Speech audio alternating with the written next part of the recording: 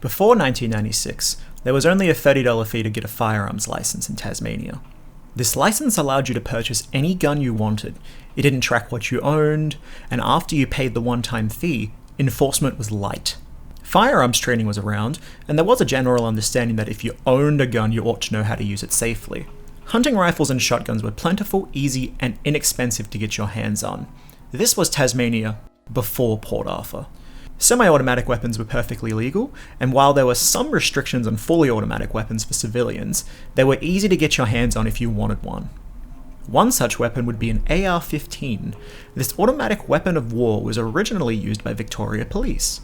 Over time, one such weapon was given to Tasmania Police for firearms training. The story goes, the gun was acquired by a private seller, likely a retired policeman, who then sold it to Guns and Ammo, a firearms store in Newtown. From that point, anyone could feasibly enter the store and purchase it for themselves. The owner, Mr. Hill, didn't check for a firearms license when he sold it on to a man who had used it in the Port Arthur Massacre.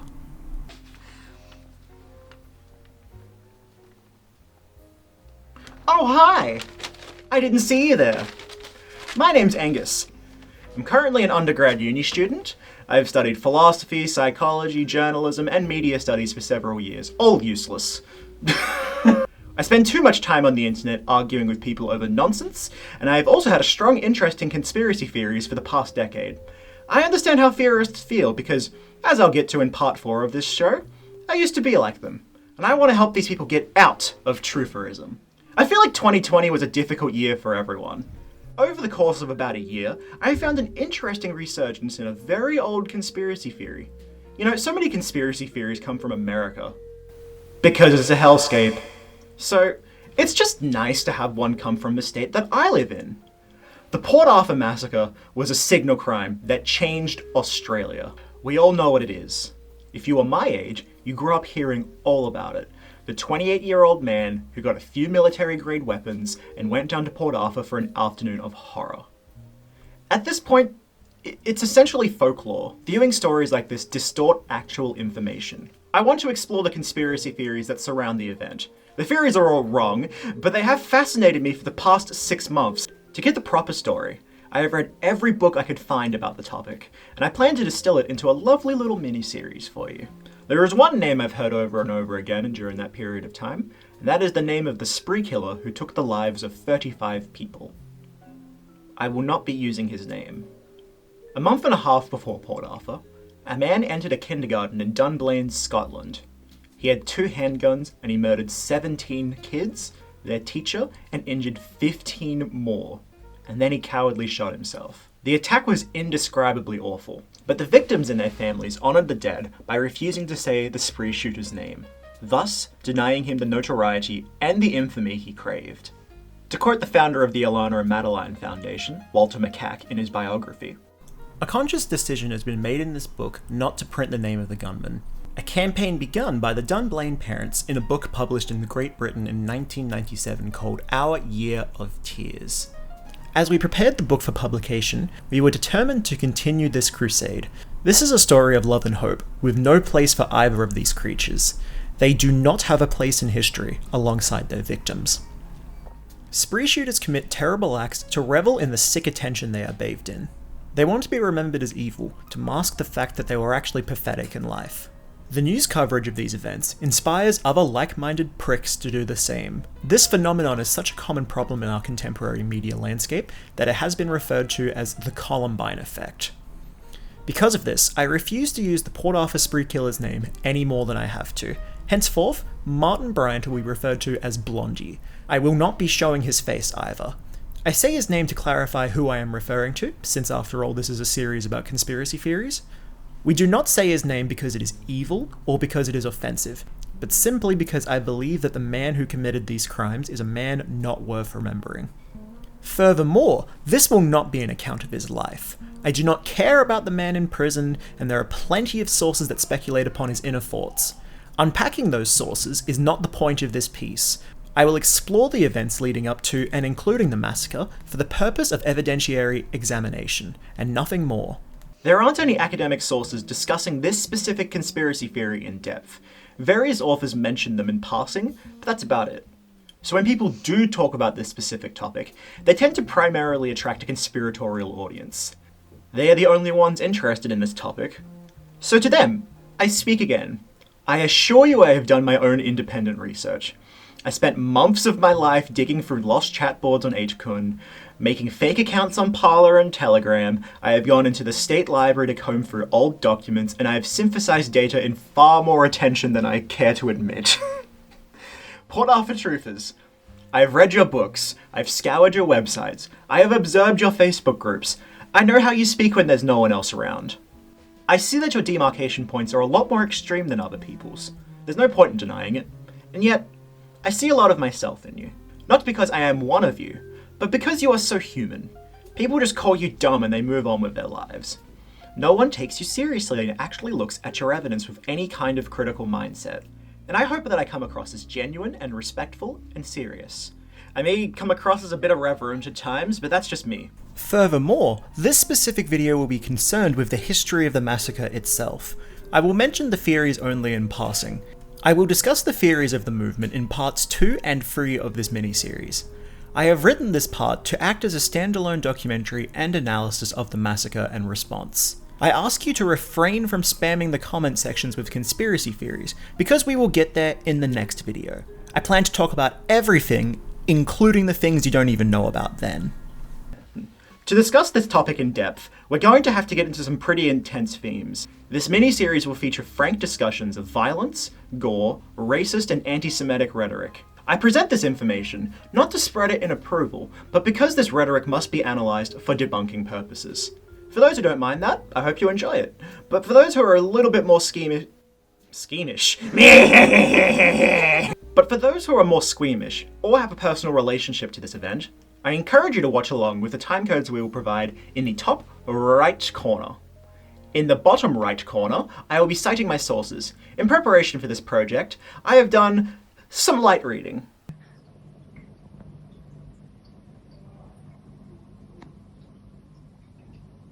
I'm depressed. Behind the camera is Joel. Hello. Joel is my producer, cinematographer, and very good buddy. He has a background in law, and has helped me understand Australian law in greater detail than I could have if I just read it in a book. Likewise, I have recruited a small group of my journalism, philosophy, sociology, and psychology friends and teachers to fact-check me. I tell you all of this about myself because I believe it is good to be open with people who are conspiratorially inclined. They are less likely to claim that you are some mysterious operative or claim that you're a paid government shill if you're open about who you are. It is not in my nature to automatically defend the government or private businesses. So, when I say that I believe the Port Arthur conspiracy doesn't hold much weight, I'm speaking honestly and without the pretense of the government being inherently good. I'm also not receiving any money from the government or private individuals for making this work. I'm doing this as a uni project, and I have paid for everything out of my own pocket.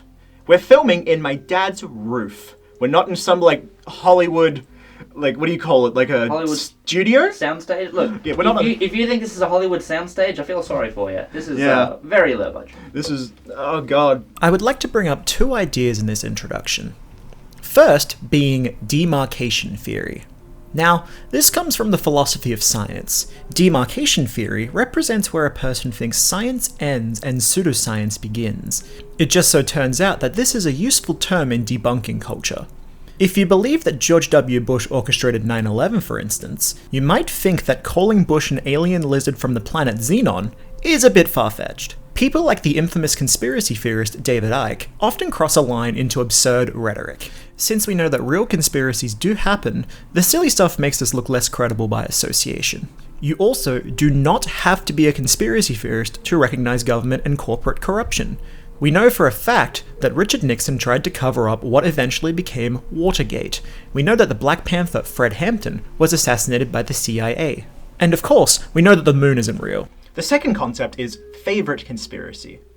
Now, favorite conspiracy is not inherently something you believe. It's the conspiracy that you know the most about. When I say, my favorite conspiracy theory, it would be Port Arthur Truth, because it's the one I know the most about. But I don't believe in it. Contrast that with my favorite conspiracy theory, which is Harold Holt is a merman and he went back to Atlantis. Definitely didn't happen, not true at all, But wouldn't it be amazing if it was? I want Harold Holt to be a merman somewhere. It's wonderful, you know? Conspiracy theories are fun. The difference between the theorist and myself is that I don't believe in conspiracy theories anymore. I require solid evidence before I take anything seriously. When it comes to conspiracy theories, the burden of proof is not on the authority, because they have not inherently done something wrong, but it is on the theorist, the one making the accusations. They must prove their assertions before the powerful have to defend themselves. Once you have realized that a conspiracy like 9/11 truth is nonsense, you get better at spotting nonsense. You become more analytical and critical of the media you consume. We are flooded with content in this glorious year of 2021. In an environment filled with so much information, it is difficult to be noticed. So, cynical conspiracy theorists need to tug at your heartstrings to get your attention. So many conspiracy theories are intensely emotional.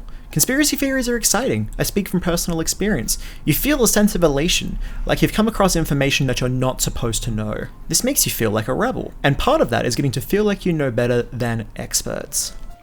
I do not claim to be an expert. I am a human, and I'm just as infallible as the next guy. I have not studied Tasmanian or Australian history past year 12, but I do care about truth. And I think within our post-truth political climate, it is important to talk about how our little state impacts global politics. Because there are still repercussions of the Port Arthur Massacre, even 25 years on from then. I hope that my evidence and my investigation might bring up some facts that you didn't know. Many of you ask genuine questions in your safe spaces because you don't know about certain pieces of information, and you rarely get a satisfactory response in them. So I implore you to listen, because you are the main victims of your conspiracy theory. You have been lied to by people who want your money and your attention. They indulge your curiosity and your anxiety for financial gain. I do not wish to indulge anyone. I will point out where I think you are wrong, and where I think you are right. However, I want to make it clear that I am unequivocally. However, I want to make it clear that I am unequivocally. However, I want to make it clear that I am unequivocally opposed to your narrative that you speak. If you respect freedom of speech as much as you claim you do, then you will see value in a perspective that counters your own. I would like to engage you in good faith, and I hope that you extend me the same courtesy. Please keep the comment section civil.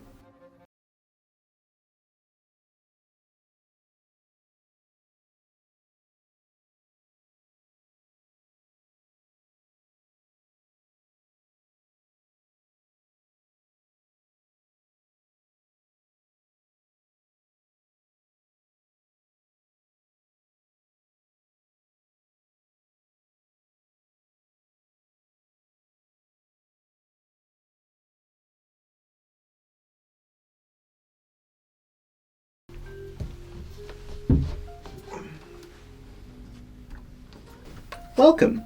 Do you like my board? We made it ourselves. We got everything here From Spotlight. Here's an interesting question. Why do people believe in conspiracy theories? Well, that's an incredibly complicated question that doesn't really have an answer. It's like asking what's the meaning of life. Your brain just goes blank because there is no answer. We are a cosmic accident and that's fine. But what I do know is that conspiracy theories are very closely tied to an epistemic critique of government. That is to say, a critique on what is to be believed as real. This manifests itself, according to philosopher Qasim Qassam, as political propaganda. Within the realm of politics, it is good to scrutinize governments and organizations on their conduct and practices, if you are doing it in a good faith way. But much of what I see in conspiracy theory spaces is not good faith skepticism, but rather ignorance masquerading as skepticism. Now, it can be difficult to argue whether one is acting in good faith or not, because they themselves may not realize that they are. They might believe that they are genuinely acting true to themselves. Bad faith has many different interpretations, but I generally see the concept in the context of political and existential thinkers. For now, bad faith in politics is when one pretends to act in one way, and then knowingly acting in an often hypocritical manner. The point of conspiracy theories as political propaganda is to make the population cynical. Cynicism makes us doubt what we can and cannot know to be true. Author Lee McIntyre argues that science denial can start from either an economic or ideological agenda. Most commonly, it is kicked off by those who have something to lose and is later carried on by those who get caught up in the campaign of misinformation. McIntyre goes on to explain how our contemporary idea of political conspiratorial thought has its origins in the early 1950s in America. Tobacco companies were panicking. Scientific evidence had just found a link between cigarette tar and cancer in mice. They all met up in the Plaza Hotel in New York City in 1953 to discuss how to move forward as an industry. The leader of this summit was John Hill, a legendary figure in public relations, who suggested that, instead of continuing to fight amongst themselves over whose cigarettes were healthier, they needed a unified approach where they could fight to the science by sponsoring additional research. By ignoring legitimate evidence and sowing the seeds of doubt amongst consumers, they could continue to sell cigarettes as if the study had not come out. By paying for their own scientists, they could create confusion in the surrounding discourse. They created confusion to continue making money. Interestingly, this preyed upon how the media likes to represent debate. We generally see that there are two sides to every argument. In reality, the halfway point between truth and a lie is still a distortion of the truth. When discoursing with scientists, these companies could appear as if they had a point by acting in bad faith. By manufacturing scientific evidence and buying scientists, they could look as if the question was still up for debate. According to McIntyre, although this began as a marketing ploy, the so-called tobacco strategy of abusing ambivalence towards truth has deeply impacted our perception on what truth can be, thus creating the perspective of post-truth. Conspiracy theorists are deeply informed by this strategy. Treating both positions with equal weight is not fair when one is in bad faith. According to the philosopher Harry Frankfurt, this kind of thinking is bullshit. A cuss! Oh my days! It is actually quite a popular philosophical term. According to Frankfurt's essay on bullshit, someone who lies and someone who tells the truth are playing on opposite sides, so to speak, in the same game. Each responds to the facts as he understands them. Although the response of the one is guided by the authority of the truth, while the response of the other defies that authority and refuses to meet its demands. The bullshitter ignores these demands altogether. He does not reject the authority of the truth, as the liar does, and oppose himself to it. He pays no attention at all. By virtue of this, bullshit is the greater enemy of truth than lies are. To quote philosopher Adrian Barden, the bullshitter's intent is not to lie, but rather to influence or create a certain reality, and is simply indifferent as to whether or not his or her claims are false. All of this is to say, I will discuss the points about Port Arthur truth that warrant discussion, but I will not treat them with the equal weight of evidence. Most of Port Arthur truth solidly believe the rhetoric that they say, but they have a bullshitter's approach to evidence. Using skepticism is a socially acceptable way for them to express their opinion. By having a just asking questions position on Port Arthur truth, you have the wiggle room to condemn the actions of the killer, and are also able to doubt the validity of the government narrative. This is not a sustainable position. According to philosopher Abby Thorne from Philosophy Tube, skepticism is a bit like coleslaw. Having a bit of it is okay, but would you like to eat an entire meal that was just coleslaw? Overindulging in skepticism is not good for you. Humans are social creatures, and for society to be able to function, we must have accepted truths and facts. If we cannot agree on what an object is, then we cannot work together. A society is a collective of shared truths and rules. It is okay to be aware of these rules, or to even challenge them if you believe them to be unjust. Opposing patriarchy, for example, is skepticism of a social structure, but the facts surrounding the Port Arthur Massacre are not oppressed. Port Arthur truthers believe that there was never an independent investigation of the Port Arthur incident. They see this as proof of there being a biased investigation against Blondie. This is plainly false. I will provide my documentation throughout this piece. In my opinion, the integrity of the evidence is not up for debate. Bad faith actors try to discredit it for their own goals. So, my account will be that of eyewitness testimony and following the forensic evidence and police reports. If that is a contentious issue for you, then I had no chance of convincing you anyways. Because you came into this video not curious but wanting validation. I have no wishes to please anyone. I will not entertain ideas that are not supported by at least some form of evidentiary proof. Remember, the burden of proof lies on the conspiracy theorist, And frankly, I'm not satisfied by the arguments they've made. Conspiracy theorists do not like experts very much. This is not just because they disagree with them on a large variety of things, but because they see experts as smug. They see experts sitting in their ivory towers and condescending to us. Elitist is a fierce term to be thrown around by a theorist. They do not understand why their opinion does not matter as much as someone else's. This is an incredibly human feeling to have, and I have some sympathy for people who feel like they don't matter in the world. Some experts will claim that conspiracy theorists suffer from what they call crippled epistemology. I mean, if someone came up to me and diagnosed me with a weird long name, I'd probably be frustrated too. Crippled epistemology is quite a modern term. It was conceived in an age where there is too much information for us to meaningfully sift through. Our ability to recognize truth is flooded, and it becomes difficult to make sense of the madness that is the modern information age. Thus, our ability to decipher what is true knowledge has been weakened. Philosopher Qasim Qassam humorously acknowledges that conspiracy theorists now have the dubious privilege of being studied by psychologists. Qassam argues that there is an implicit connotation here which makes the theorist feel threatened. For them to be studied, there must be something socially wrong with them. Expertise, although it is sometimes frustrating to listen to, is undoubtedly important. Experts are not always certificate-hoarding, intimidating professors with too much scroll dust up their nose. A mechanic is an expert in car maintenance. A plumber is an expert in pipe maintenance. Working-class people can be experts too. In my research, I have come across the concept of cognitive dissonance many times. Cognitive dissonance is a fancy way of expressing the pain we feel when we try to hold two conflicting perspectives at the same time. If part of my self-image is that I'm good at playing guitar, I will feel pain when I'm booed off stage for playing an out-of-tune rendition of Wonderwall.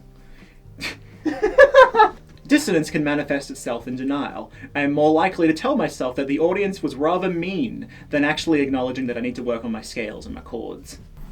Dissonance can also manifest itself in experience. For example, there is an inherent dissonance between experience and knowledge.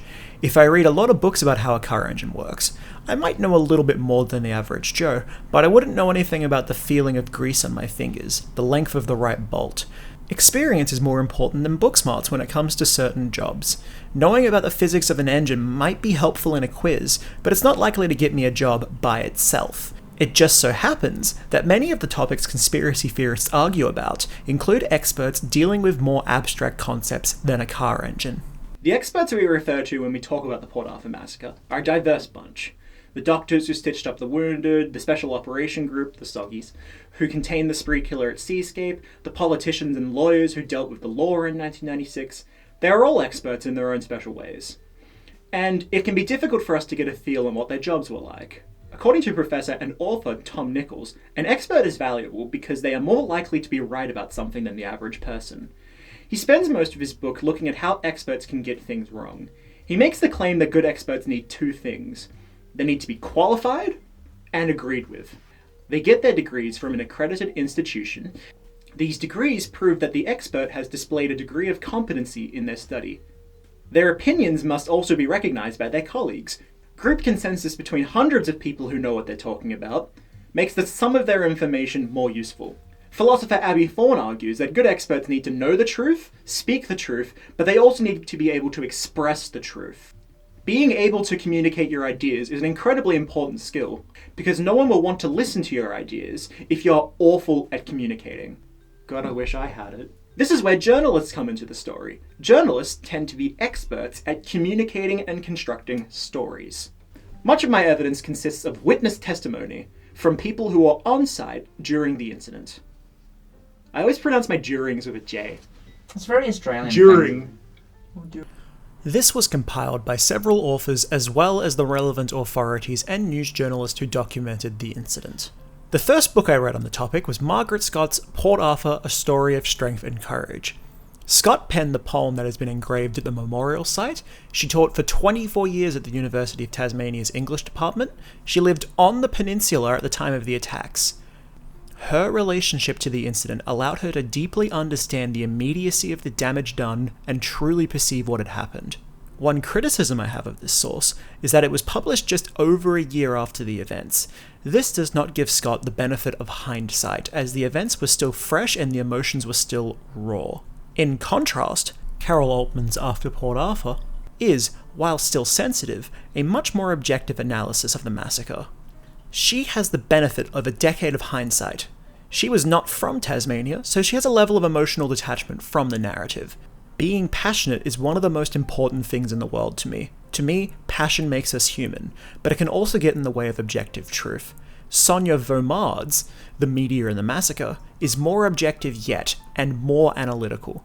She takes a case study of the popular book Born or Bred by Wainwright and Totoro. This is a book that the Port Arthur Truth movement hates. So, I hope they take me very seriously when I say that Vaumard is highly critical of Born or Bred.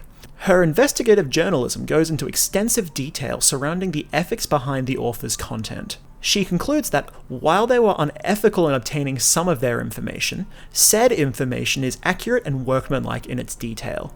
Now, when we refer to eyewitness testimony in the context of evidence, it does not merely refer to one person's perception of an incident through fleeting memory, but rather through corroborated facts asserted by the majority of people who were on site at the time of the incident. Many people have testified that they have had similar experiences, witnessed similar events, and the perspective they assert can be validated by others who were on site. Margaret Scott notes the numerous differing sources throughout the coverage of the incident, explaining that such variations are themselves part of what occurred and, at the same time, serve as a reminder of the broader account, of which they are part of, is itself inevitably limited and skewed. A single person or small selection of persons cannot provide a full picture of true events, nor can they be considered a definitive authority. Port Arthur was marred by chaos, and all the victims remained extraordinarily traumatized to this day. It does not follow that individual testimony is completely useless when it comes to specific details. Some truthers will claim that there were numerous gunmen, for instance. Eyewitness testimony from many who were shot or shot at unquestionably conclude that there was only one gunman. The theory from a small number of those present does not outweigh the testimony from many. This will be examined in detail later. this timeline is heavily corroborated by eyewitness testimony and forensic evidence, which has been heavily collected and examined by forensic scientists.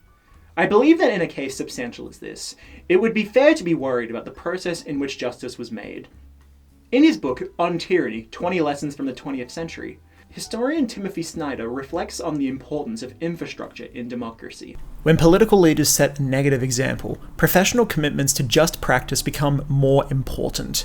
It is hard to subvert a rule of law state without lawyers, or hold show trials without judges. Authoritarians need obedient civil servants. Professional ethics must guide us precisely when we are told that the situation is exceptional. The Port Arthur incident was exceptional. Based on my own investigation, I conclude that the case presented by the Crown was of the utmost professionalism. According to Tasmanian political author Peter Hazelwood, the Crown's evidence was meticulously put together in the previous couple of months. It was a difficult task to get such a mountain of evidence together for presentation for a court in such a short time.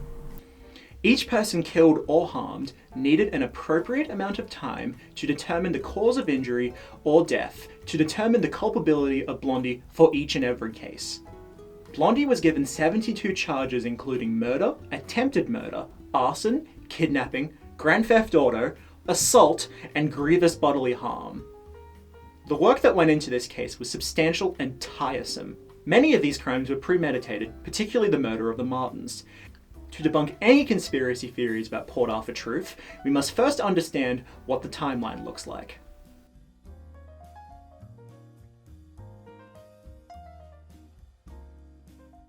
In 1996, southeast Tasmania, known to locals as the Peninsula, was one of the poorest areas in the state. The only money to be made in the area came from tourism. The historic site of Port Arthur is perhaps the most popular tourist attraction in Tasmania. If you were visiting, it was expected that you would spend a day wandering the open-air museum. Because of this, the historic site made a lot of money. From the toll booth entry sales, the cruise ship tours, the cabin rentals, and the on-site Broad Arrow Cafe catering. The Port Arthur Historic Site Management Authority, or the Historic Site Management, were the board that ran the show. They were put in charge of the conservation and maintenance of Port Arthur when they were established in 1987, but they are just as beholden to financiers as they are the government. The government-owned enterprise was lucrative to say the least, but the community of Port Arthur in the mid-1990s didn't see very much of that money. Margaret Scott, a local, says that many of the residents of this town were descended from the very convicts who served their sentences at the historic site, writing that many of the citizens were not happy about the way in which the past, their past, is sanitized, slicked up, and packaged as entertainment. The evening ghost tours are a handy source of income for a good many families, but in private, some guides express dismay about the trivialization of the convict experience. The way in which the distance between the tourist and the men who labour in chains has been extended and exploited. Tensions like this created a rift between the local staff and the historic site management, some of whom referred to the management as the Vatican. But in an area where the only money came from tourists, they had to suck it up. At least they were able to express to people all around the world just a little bit of colonial history. Now, the socio-economic environment of Port Arthur may seem of little importance, but it is very important in relation to what would happen next in early 1996. Blondie had a long history with firearms. He had been torturing animals since he was in primary school, but when he got into guns, the violence only increased. His father brought him his first air rifle when he was only 14. He would hunt rabbits and sell them for pocket money, and he would also shoot birds for fun. When he lived on a farm with his friend, Helen Harvey, the heiress to the Tattersall gambling fortune, he would stalk the property with a rifle and threaten to shoot the neighbours if they trespassed. Harvey was a close friend to Blondie, so much so that when she died of a freak car accident, with Blondie inside it, he inherited her wealth and her houses, including her Clare Street mansion in Newtown. Despite the local suspicions, the police ruled the fatal crash as an accident. The money Blondie inherited from Harvey was put under control of an independent trustee. This was because his parents wanted to make sure the money lasted for his entire life. It was never a secret that Blondie was intellectually challenged. It was difficult for him to find a job, so the fact that he came into this vast amount of wealth was a godsend to his parents. They would not have to worry about how he would support himself for the rest of their lives. They were worried that he might blow all of his fortune, so the millions of dollars that were left to him would be doled out slowly to make sure it lasted. He was assessed by a psychiatrist during this process. According to Wainwright and Todoro's assessment of the psychiatric records, they quote Dr. Cunningham Dax. Father protects him from any occasion which might upset him, as he continually threatens violence. Blondie tells me he'd like to go around shooting people. It would be unsafe to let him out of his parents' control. 9 months after Helen's death, Blondie's father tragically committed suicide. While Blondie grieved the loss of Harvey, he didn't seem to express a similar level of sorrow for his father. Blondie's parents wanted to buy the Seascape property, a farm owned by an elderly couple named David and Sally Martin. The farm was just down the road from the Port Arthur historic site. Blondie's parents were unable to negotiate a price with the Martins and were unable to purchase the property.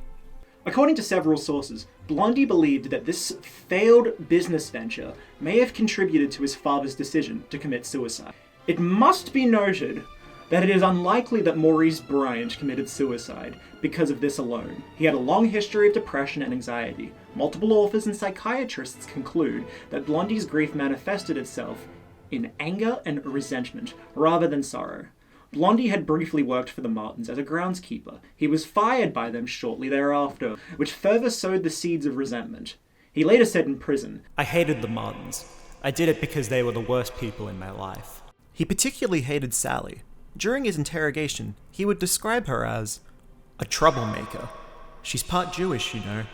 I detest Jews." It is speculated that the news coverage surrounding the Dunblane massacre in Scotland was likely a trigger point for Blondie. It took place a mere 6 weeks before the April massacre. In the opinion of Wainwright and Todoro, Blondie did not aim to copy that crime, nor was it his inspiration. He felt the Dunblane shooter was a kindred soul, a fellow outsider, and a victim of society's injustices. But he did not use him as a model. He visited the Port Arthur historic site several times before the 28th of April 1996. He bought a tennis sports bag from Meyer and Hobart on April 15th, saying to the cashier that it will be used to carry ammunition, which will be heavy. He lied to his then girlfriend, saying the bag was for Tai Chi classes. Okay. On the 28th of April, 1996, Blondie woke up to his alarm. This was extraordinarily unusual. According to his family, he had no responsibilities and usually slept during the day. His girlfriend of 12 weeks thought this was unusual as well. She last saw him at 8 a.m. when she left to visit her parents in Huonville. According to the court transcript, his home in Clare Street is fitted with an electronic alarm system. In attending, the police late in the day on the 28th of April discovered that the alarm had been engaged at 9:47 that morning. So, obviously, that is the time at which he left his home. Blondie drove his yellow Volvo with a surfboard attached to the roof rack. He would stop 5 times on his trip to Port Arthur. First of all, at a news agency at Midway Point. To quote author Carol Altman, "Despite being a non-smoker, he bought a cigarette lighter. He left quickly, sharing none of the usual pleasantries with the owner, who once knew him as a regular. 15 minutes later, he would arrive at a supermarket in Sorel. He brought his Myers sports bag in with him, and he brought a bottle of tomato sauce from the cashier. He left shortly thereafter and stopped in at Fawcett for a coffee." Altman writes, "He chatted briefly with the service station owner Gary King, telling him he intended to go surfing at nearby Roaring Beach. Mr. King thought this odd, given that the calm conditions would mean very few waves. He continued travelling down the Arthur Highway when, for a 4th time, he stopped at Tirana. He bought $15 worth of petrol." at every stop, whether it be for coffee, petrol, or tomato sauce, every person who interacted with him gave a positive identification of only just him, but the car he drove. Therefore, we know he was travelling to the peninsula. Just before arriving at the historic site, Blondie entered the Seascape Hotel guest house, 5 kilometres away from Port Arthur, and brutally murdered the Martins. 2 elderly tourists, the Masons, who were heading back to the airport, attempted to stop at Seascape, but Blondie refused to let them enter, saying that, "My mother and father are out for 10 minutes, and I've got my girlfriend inside." This is an unbelievably terrible excuse. First of all, the Martins were not his parents. Second of all, his actual mother was in Northgate Shopping Centre at the time. Third, his father had been deceased for several years at that point. Fourth, and finally, we know his girlfriend was seeing her parents in Huonville at the time. The elderly tourists later identified him as incredibly agitated. After a short distance, he stops for a 6th time to help out 2 young women whose car is broken down.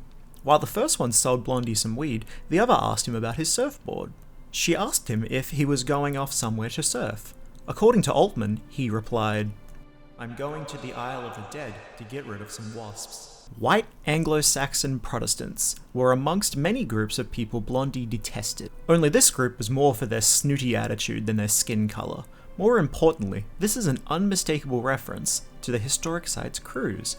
Visitors can enter a ferry, and a tour guide will point out interesting facts about the bay in which the prison is based in particular showing visitors the island where the state of Van Diemen's Land buried deceased prisoners, hence the name.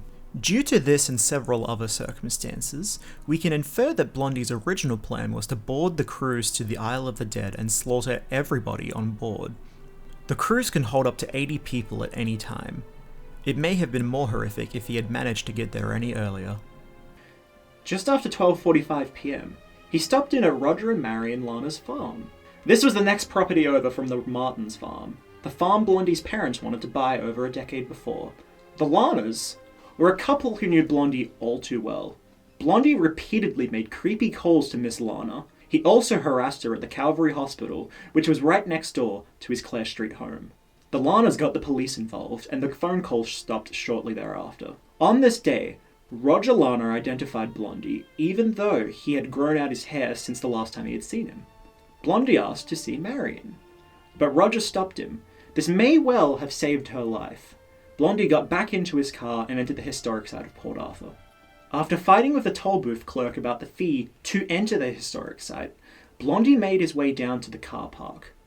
Ian Kingston, the man who was directing traffic, directed Blondie to not park down by the jetty adjacent to the Broad Arrow Cafe, asking him to instead park with the rest of the cars. Blondie ignored his instructions and parked by the jetty. It must be noted that what happened next is always going to be contested to a certain degree. Dozens of people were inside, few survived to give their perspective, and they were spread out in different areas of the cafe and the adjoining gift shop. Margaret Scott talks about the paradox of recording what happened from these different perspectives. Concerning her interviews, she explains that some were at the centre of things, some were not. Certainly, there are points at which, even within this small group, perceptions of the same scene or event vary dramatically from one account to another. I plan to explore what happened in the cafe, as detailed by survivors, in part 3 of this miniseries. I say this now because their testimony can only begin to describe the horror that took place next. According to footage captured by tourists, the first 17 gunshots can be heard firing within 15 seconds. We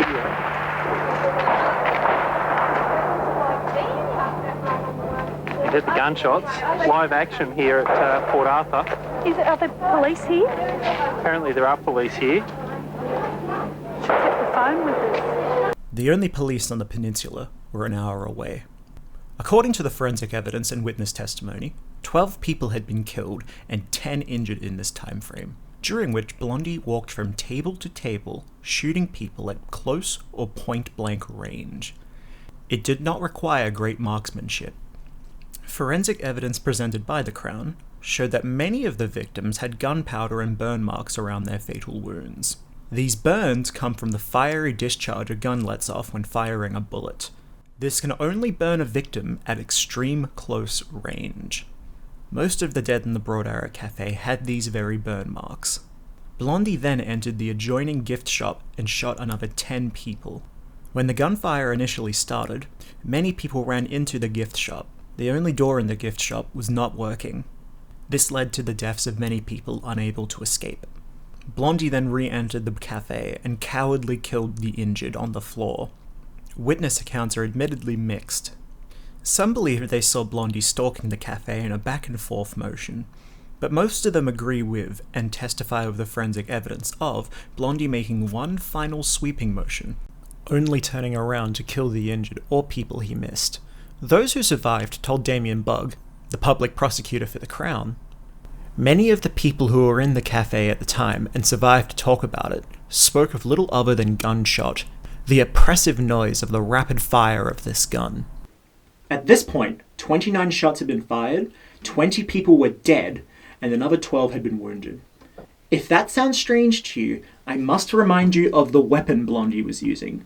An AR-15 rifle is a semi-automatic weapon of war. The caliber of bullets fired can pierce multiple bodies before stopping. Many of the injured were harmed by bullet fragments. Bullets explode when they hit walls or bodies, and the fragments lodge themselves deep in soft tissue. This is especially harmful when you consider the size of the cafe. People were closely huddled together, and one bullet could harm several people, if not outright killing them. Blondie left the cafe 1.5 minutes after initially opening fire. It was that quick. Survivor Mark Kirby was doing maintenance on site and happened to be on top of a cherry picker machine. He described the scene to Scott. Kirby suddenly witnesses 80-some people fleeing for their lives and being herded by staff in their navy blazers. They ran for cover and hid in various houses or behind trees. This is the point where we discover that Blondie was a terrible long-range shot. He was only able to shoot people at point-blank or incredibly close range in the cafe. Try as he might, shooting from across the grounds was not his specialty. He went back to his yellow Volvo, which was right next to the cafe, and changed his AR-15 for a .308 FN semi-automatic rifle. He promptly ran up to the bus park and started hunting civilians. The stories of those who fled for their lives are terrifying to hear. In the next few minutes, he killed 6 people and injured another 6. At 1:32 p.m, mere minutes after the shooting began, Wendy Skur, a tour guide for the historic site, made the very first call to police regarding the shooting. An American tourist filmed Blondie getting back into his car. The tourist was shot at but not injured. Blondie left the site, driving back up to the exit, the toll booth. Writing this thing has been a challenge, because you must be careful not to glorify the events that took place. Journalists have done that plenty in the past, and the next set of killings have been long considered to be the most infamous in the entire massacre. The image of a man killing a mother and her 2 daughters haunts this case. It might sound cold-blooded to say that those deaths were not more important than anyone else killed on that day. But we think of the image of terrified children, and it fills us with affect, mainly rage. The Ilana and Madeline Foundation is dedicated to the children's memory. And rolling, so whenever you're ready. So how did it feel being at the location of the incident? It felt really weird. I think we all noted that the place is a lot smaller than initially anticipated.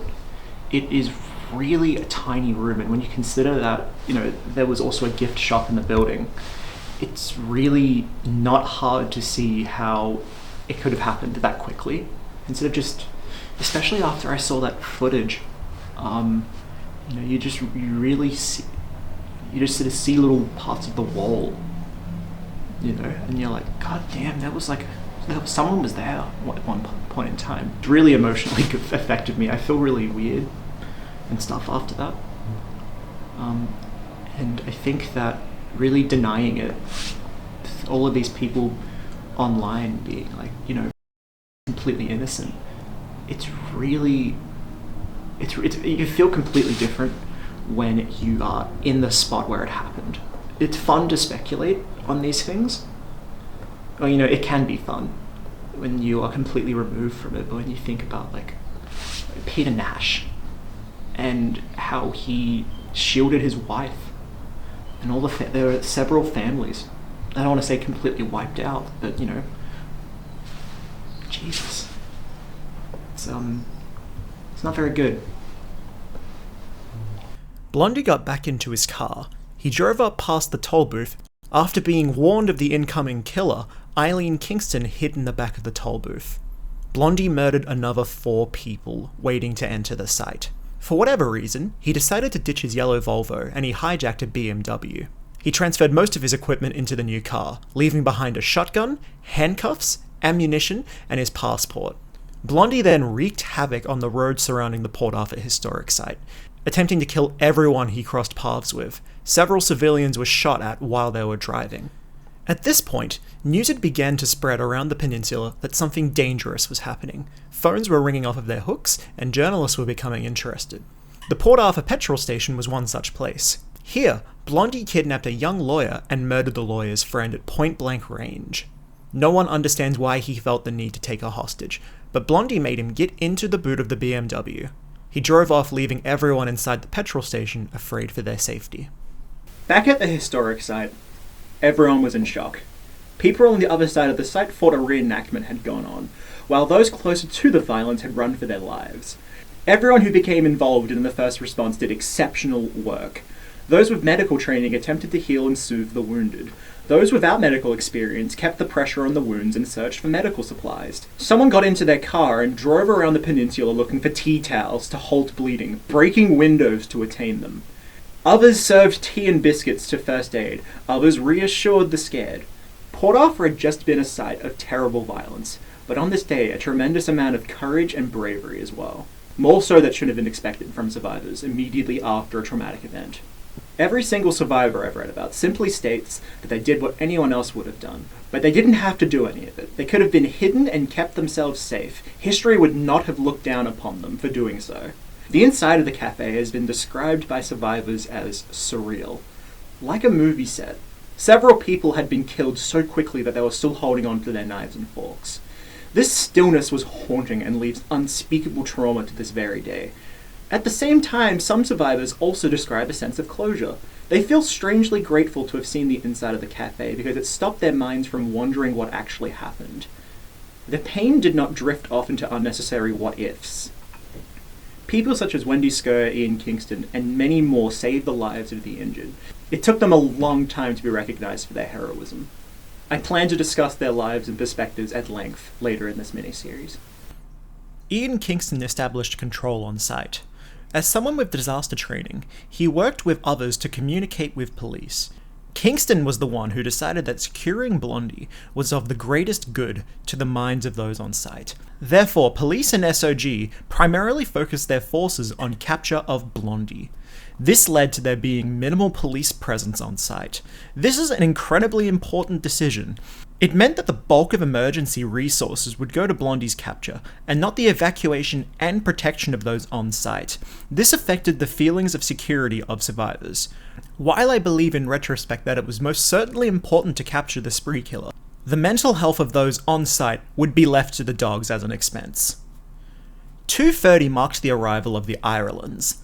They were a medically trained couple who were part of a rural volunteer ambulance service. They were contacted by emergency services and arrived just an hour after the first gunshots. Helicopters and further ambulance services would arrive within the next hour to ferry people to the Royal Hobart Hospital. The first helicopter arrived at the Royal Hobart Hospital at 3:18 p.m. It is important to understand that every person who was treated by the hospital survived. No one else died. This is due to the excellent work of doctors working in the emergency services. Victims were treated by 70 medical staff. According to Dr. Brian Wapole, some required resuscitation. They required x-rays, blood tests, and, in a number of cases, scans. It was quite a logistical problem because we were working with half a dozen surgical groups: plastic surgeons, neurosurgeons, orthopedic surgeons, vascular surgeons, anesthesists, and general surgeons. We had to work out who would be first, second, third, and fourth priority to go to theatre, and make sure that they had adequate analgesia and were properly resuscitated. This chaos eventually quieted down, and everyone was in a stable condition after 9 p.m. that evening. As mentioned earlier, police response was focused on the containment and capture of Blondie. Constables Paul Hyland and Gary Whittle were contacted just after 1:35 p.m. by emergency services. They had been on the opposite side of the peninsula during the shooting.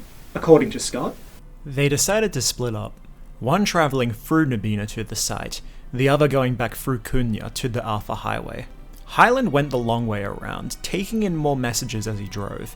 He was to look out now for a gold BMW, and there were reports of shootings at or near the Fox and Hound. Just past Seascape, he saw an Aqua Fonterra with its front windows smashed, and another damaged vehicle outside the hotel. After speaking to some of the witnesses sheltering inside, he went back towards Seascape, and as he drove along, found out that Gary Whittle had come up behind him. The two constables looked down and saw black smoke billowing out of a car parked near the Seascape guest house, and a figure running past one of the cottages set out around the main building. It was here they found the spree killer. They decided to create a road barrier to stop all traffic going by the Seascape guest house. Hyland drove back towards the Seascape Hotel to stop any traffic heading towards the historic site, while Whittle stayed put to stop any traffic from heading north and out of the peninsula. Two officers came blaring down from Hyland's direction. He had been pinned down by gunfire and was hiding in the gutter. Whittle told the two officers to maintain the barrier while he attempted to rescue Hyland. This only led to Hyland and Whittle both being pinned down by gunfire. The time was 2:30 p.m, and they would be stuck there for 8 hours. Due to their efforts, though, the police could focus on locking down the peninsula. the police established a forward command post at the Tassie Devil Wildlife Park at 4:10 p.m. This was a good location. No one on the peninsula could get in or out unless they wanted to go swimming. It was at this point that the Special Operations Group got involved. The SOG, or Soggies, I love Australian slang so much, were highly trained tactical forces that police could use. A bunch of them had been flown down from Victoria to assist in capturing the spree killer. The road to Port Arthur was renowned for being treacherous. It is narrow and it is winding, and around any corner you could find a loaded log truck or some native animal. It was normally a 90-minute trip at best. On this Sunday, I think I covered the distance in a little over an hour. Even with the police scattered, they still arrived in force to plan out their next move. The media started arriving at around 4:30, and they would continue arriving from around Australia for the rest of the night. Peter Hazelwood was in charge of making sure that the media got their information. Working with Superintendent Barry Bennett, they were updated every hour. Having the media around was both a nuisance and useful. They tried to sneak past police to get exclusive shots of Seascape, but members of the media used their cars to relay messages when the signal at the Tassie Devil Park failed. At this point, police knew the spree killer was at Seascape. A team of negotiators headed by Sergeant Terry McCarthy was instructed to create a dialogue with the spree killer. They did not know the identity of Blondie at the time. He was incredibly deceptive. He claimed he would harm his hostages if any officers tried to enter the hotel. With the benefit of hindsight, we know that Blondie killed the Martins before the siege. Forensic evidence concluded that the young lawyer was killed shortly after the siege began. He was the 35th person murdered. But in the moment, police could not take the chance of more people being killed. Blondie bragged about his wealth, bragging to McCarthy that he could buy a helicopter if he wanted. He also questioned McCarthy on whether anyone was harmed during the massacre. Blondie wanted to hear from someone else about the damage he had wrought. Just after 5 p.m, some witnesses and survivors were being led out of the peninsula. They had to take the back roads out of Nabina to dodge seascape. When they arrived at the Devil Park, the media pounced on each and every car as it came past the police roadblock. Cameras were shoved into windows, bright television lights were shone onto and into cars, and questions by the dozens were shouted at the occupants. Some were able to give brief descriptions of what had happened. As you would expect, others were too shocked to say much, if anything at all, and others were very clear in what they could tell the world about the massacre. This created traffic, and police had to intervene so that everyone could get out of the peninsula in a timely fashion. Despite all of this heavy traffic, progress on the investigation was being made. By 7 p.m, the Salvation Army arrived at the Devil Park to give emergency food and clothing to the freezing police and media. Meanwhile, negotiators figured out Blondie's identity. They found his passport in the abandoned Volvo. Blondie started making delusional demands. He wanted a helicopter to take him to Hobart Airport, where he wanted a plane to take him to Adelaide. Blondie was bluffing at this point about his hostages, and the negotiators were slowly figuring that out. Taking full advantage of his wireless phone, he ran all across Seascape firing at the officers outside. By 9 p.m, negotiators had lost all contact with Blondie. His phone battery died. Highland and Whittle had been rescued, and all the patients at the Royal Hobart Hospital were in a stable condition. The death toll was still rising at this point. Those who had heard the media updates began to understand the gravity of what had just occurred at Port Arthur. Every hour, the body count climbed higher. The state was in utter disbelief. According to Hazelwood, by about 11:30 p.m, the media pack had reached its peak. There were crews from all the major newspapers, television stations, and radio networks in Australia, and some from international services with Australian offices. They were anxious for information, and we tried our best to provide it for them. Most accepted the fact that Tirana was as close as they were going to get to Seascape Guest House that night. While there were a few cheeky crews who tried to sneak by, they were mostly stopped before they could get too close to the containment zone. Some junior officers were given the daunting task of maintaining lookout over the bodies. They had to deal with the Tassie Devil population. These officers report the most terrifying part of the ordeal was their wails throughout the night. Blondie kept shooting throughout the night, but nothing of significance was happening. Hazelwood informed the media that the situation at Seascape was stable, and that the next briefing would be at 6 a.m. The journalists agreed to this suggestion, and they went back to their trucks to get a few hours of sleep. All the while, police were contemplating storming the Seascape Guest House, but they were unsure as to how they would gain access. Due to the heavy gunfire, it would be difficult to sneak a sizable force of Soggies up to the guest house to initiate the siege.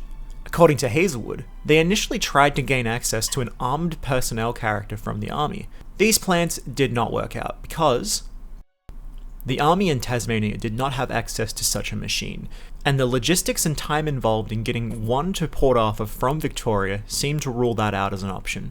Someone had the idea to drive a bulldozer up to the guest house. The logic was, with its big blade, you could shield a dozen or so officers and then take the house. The problem was that it was nearly 2 a.m. at this point. Mayor of the peninsula, Neil Noy, was asked if he knew anyone who owned such a machine. Noy gave police several options and was put in charge of obtaining it. After a few phone calls, Noy found a machine and someone who was willing to loan it, according to Hazelwood. It was then the contractor suddenly realized what Neil and the police had in mind. With the realization that the machine would be used, if necessary, in a storming of the building, the contractor told Neil that certainly he would be willing to deliver the machine to the nominated point, but you will have to bloody well get someone else to drive it.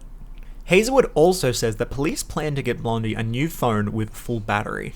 The bulldozer was delivered to police, but despite Noy's efforts, they ended up not using it during the siege. During the hourly police updates, Superintendent Bennett gave the media as much information as he could. The death toll continued to rise, and the information about the spree killer began to come out. Between updates, Bennett and his team continued to plan the siege at daybreak.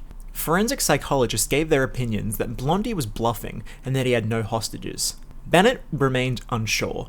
During one of the calls with negotiators, Blondie claimed that he was making sandwiches for his hostages. They could not take the chance. Police did not want another person to die unnecessarily. Superintendent Bennett gave up his command to Superintendent Bob Fielding after he arrived at 4 a.m. Everything remained silent from 4 till 6 a.m. on the 29th of April, 1996. We have to assume that Blondie fell asleep because no bullets were fired from the guest house. During the previous evening, he fired in excess of 150 bullets from different weapons at police.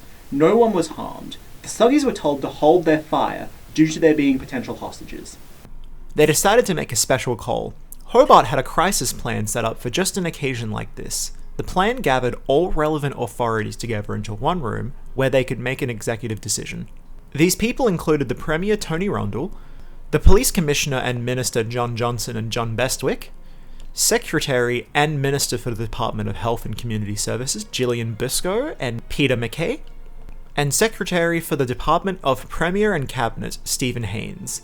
Hazelwood remarks that, in fact, it was basically the ministers and senior public servants of the agencies most involved or likely to be involved in the response to the murders and the aftermath.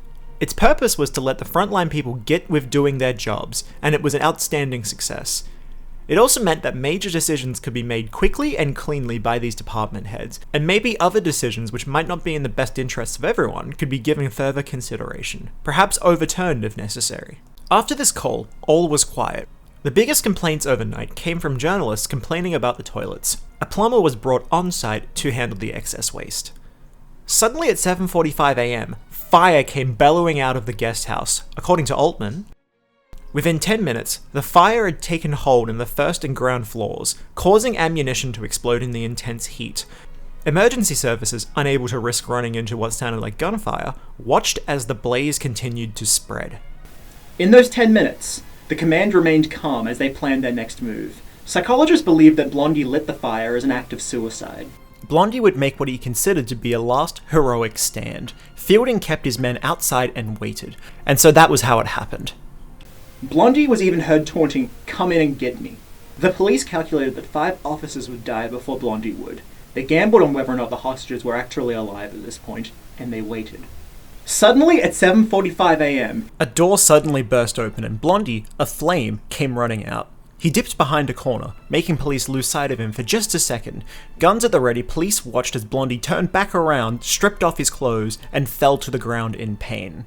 The surrender was swift, and a whimpering Blondie was taken into custody, suffering fairly serious burns to his back and buttocks. But the injuries were not life-threatening, and he was immediately treated at the scene. The siege lasted 18 hours.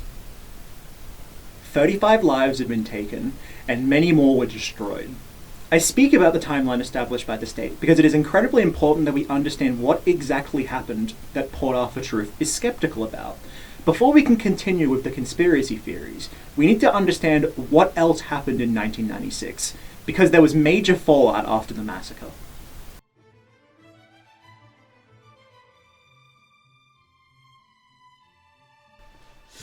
Look, it's really cold up here where we're filming, so I'm putting on a jacket until the heater warms up.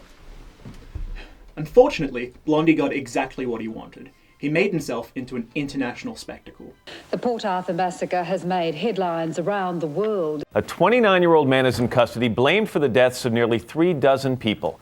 At least 32 people have been killed, some of them children. 30 de morts innocents, une vingtaine de blessés graves. Strage che non ha precedenti in Australia. オーストラリア南東部タスマニア島の観光地で Gunman kills 25 people in Australia's worst massacre. The 28th and the 29th were 2 days spent in complete shock and utter chaos. Nobody, not the locals, not the media, not those watching from outside, knew how to react. There had been several mass shootings in Australia prior to this. As I will explain in Chapter 5, Australia was no stranger to gun violence in the lead up to 1996. But this scale had not been seen. The Port Arthur Historic Site was a place that was almost a compulsory visit to tourists. Many people across Australia and internationally had eaten in the Broad Arrow Cafe. It is not hard to see why something as horrible as this could evoke such strong feelings in people. I also believe that this is why some people are inclined to believe this incident was part of a conspiracy. It's so hard to comprehend that so many people were hurt by one person for seemingly no reason. Many conspiracy theorists will point to the conduct of particular journalists as proof of conspiracy, and in my opinion, the response was so scattered and varied that it was too unpredictable to be part of any organised conspiracy. An aspect in the contemporary discourse that is less discussed is the grief of the peninsula. There are far too many stories to mention here. Speaking personally for a second, many of the stories I heard from survivors were really emotionally challenging to digest. People my age seem to remember this incident as this mythical thing, this crazy thing that happened down at Port Arthur. It cannot be real to me because I did not experience it. I was not alive when it happened, but it was real to those who lived through it, and it would be criminal for me not to mention it. I would need to speak for another 20 minutes before I'd be able to move on. So instead of that, I want to recommend that everyone in the audience seeks out a copy of Carol Altman's After Port Arthur. It's the one book I don't have with me. I fucking left it at home. Here's a JPEG of it, okay? At this point, it's about 15 years old. This book really helped me understand the kind of devastating grief that these people in my state went through. It is beautifully written and empathetic. While it is at times emotionally challenging, not only does this book document the physical pain caused by being shot, but also the terrifying grief that these people went through. By remembering their suffering, it does not go in vain, and we ought to remember the victims and not the killer after all. In his book, The Science of Fear, journalist Dan Gardner speaks at length about how difficult it is to make an audience care about a tragedy. People are not completely void of empathy, but when particular disasters occur, it can be difficult to describe the scale of said disaster.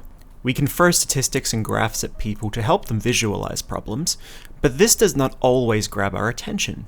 We may feel bad for earthquake victims on the other side of the world, but we are generally self-centric creatures who cannot empathize with everyone all of the time. According to Gardner, the best way to gain a hold of someone's attention, and the money that comes with it, is to give them a personal story. The power of personal stories explains the standard form of most feature reports in newspapers and television. Introduce a person whose story is moving, connect that story to a larger subject at hand, discuss the subject with statistics and analysis, and close by returning to the person with the moving story. It's a sugar-coated pill, and when done well, it's journalism at its best. It connects a reader emotionally, but also provides the intellectual substance needed to really understand an issue. In Port Arthur's wake, the media only got to interview a handful of survivors. One reason for this was because people were not ready to speak to the news yet. To this day, Port Arthur is still a raw nerve on the peninsula. For as long as survivors are alive, it will be the elephant in the room. The interviews that were granted to the media centered around a few survivors. The most notable being that of Walter McCack. Founder of the Alana and Madeline Foundation, Mr. McCack was made synecdoche for the entire peninsula's grief. It was the most harrowing story to come out of the incident. A father lost his entire family in just a few seconds. Now, in my opinion, some journalists were opportunistic to use this man's tragedy to sell their stories. They sensationalized this life-ruining story to sell dishwashers. It's not just the advertisements. Print journalists and their broadcast counterparts did both great and bad things in the aftermath of the incident. Peter Hazelwood was the press secretary for Tony Rundle, the Premier of Tasmania at the time. It was his job to ensure that the media acted appropriately during this difficult time. This makes his perspective valuable and incredibly interesting. The media response to the Port Arthur Massacre could have been better. We have learned many lessons over the years on how to cover a mass shooting, and we can only learn from the mistakes of Port Arthur. There are some wild examples of sensationalist conduct. For example, ABC Radio called Seascape Hotel while Blondie was still under siege. The local journalists claimed that they were random dialing local business numbers for fresh information. In the opinion of Hazelwood, that journalist was likely monitoring police scanners and found out this juicy scoop. This conduct would disrupt later interrogation at Seascape. As I mentioned earlier, Blondie's battery died. In the recorded phone call, Blondie was heard to be irritable and stated that if the journalist called his number again, he would kill his hostages. Remember, the plurality of that comment is not up for debate. This phone call was recorded and broadcast on ABC radio during the 7 p.m. bulletin. That is insane to me. The public did not need to hear the spree killer's voice on air. As they arrived in the state, journalists became antsy to capture footage of the historic site. Once the site had been secured and Blondie captured, the government organised a bus tour of the site, in which hundreds of journalists and cameramen were escorted around. Police gave the media explanations as to what had happened at each crime scene. This was extremely unorthodox, but the reasoning given, according to Hazelwood, was that they didn't want any journalists wandering around the blood-soaked site unescorted. According to Tasmanian photographer Lee Winburn, journalists were divided in their reactions. There was almost a black humour when the bus tour began. People were joking about it and thinking that it was almost like a tourism event. He later described their change in tone after arriving on the site. Some journalists by this stage were so traumatized, especially the women, that they didn't get off the bus. They sat at the back. By the end of it, it was a very long, very sobering trip home. Carol Altman points out, as many people argued later on, that it was unwise for journalists to be brought to the crime scene so close to the events of the murders. Unlike the emergency services, there were still a few formal debriefing structures in place for journalists, and even fewer were available at the time of the Port Arthur Massacre. To admit an emotional reaction to a story risks being considered soft. Reporters also receive no formal training on how to deal with confronting or violent situations, and yet they are expected to be among the first on scene, be it a riot, a car accident, or the bloody aftermath of a murder. Winburn further stated, "The police and ambos, they construct situations so that they can train people. We don't do any of that. I mean, at the end of the day, every single day, we just pick up the phone and respond to the facts." After his arrest, Blondie was transferred to the Royal Hobart Hospital to treat the burns he had received in the Seascape fire. The staff of the hospital cannot be commended enough for their professional conduct and dedication to their jobs. Along with the excellent quality of care that saved the lives of those injured, they also had the very difficult job of treating Blondie. He was kept in a separate ward away from his victims, and he was kept under police guard at all times. Understandably, many doctors were uncomfortable with treating him. Several were running out of the room crying after he thanked them for being kind to him. Their conduct was of the utmost professionalism. A doctor's job is to treat whoever walks into the hospital doors, regardless of who they are. Blondie at the time was seen as this monstrous killer. Regardless of their personal opinions of him, they still dedicated their time and hard work to treating his injuries, in keeping with the professional medical conduct they uphold.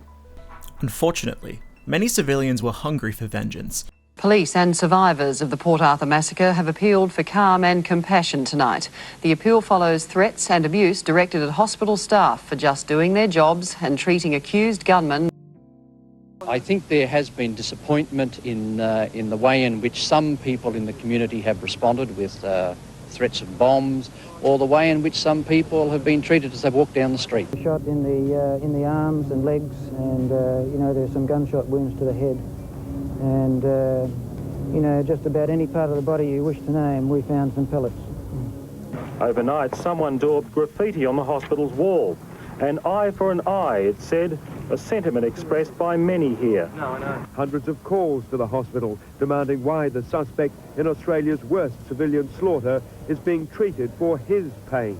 Police have revealed they're investigating a threat against life.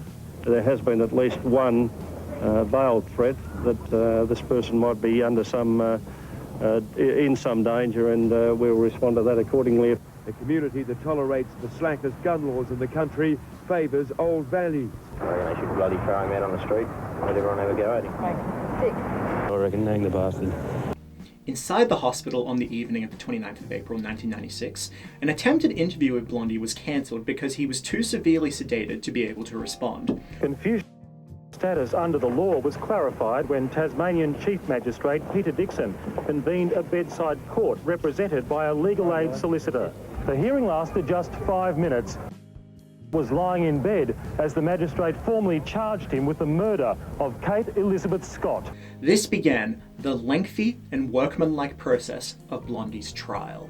With the news that he'd been charged, the Murdoch-owned press published Blondie's face everywhere. Murdoch's Hobart Mercury treated their picture in a most extraordinary way, unfolding their tabloid format into a broadsheet front page. This is the man. Our Tasmanian audience has his face obscured, but not the Mercury's readers. Now, normally, this would be, how do I say, highly illegal.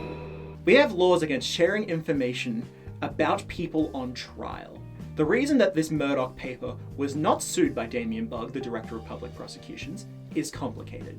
And if pre-trial coverage by the media, in some enthusiastic desire to disclose as much as possible to the public, results in a person being deprived of a fair trial, I wouldn't call it a legal nicety at all.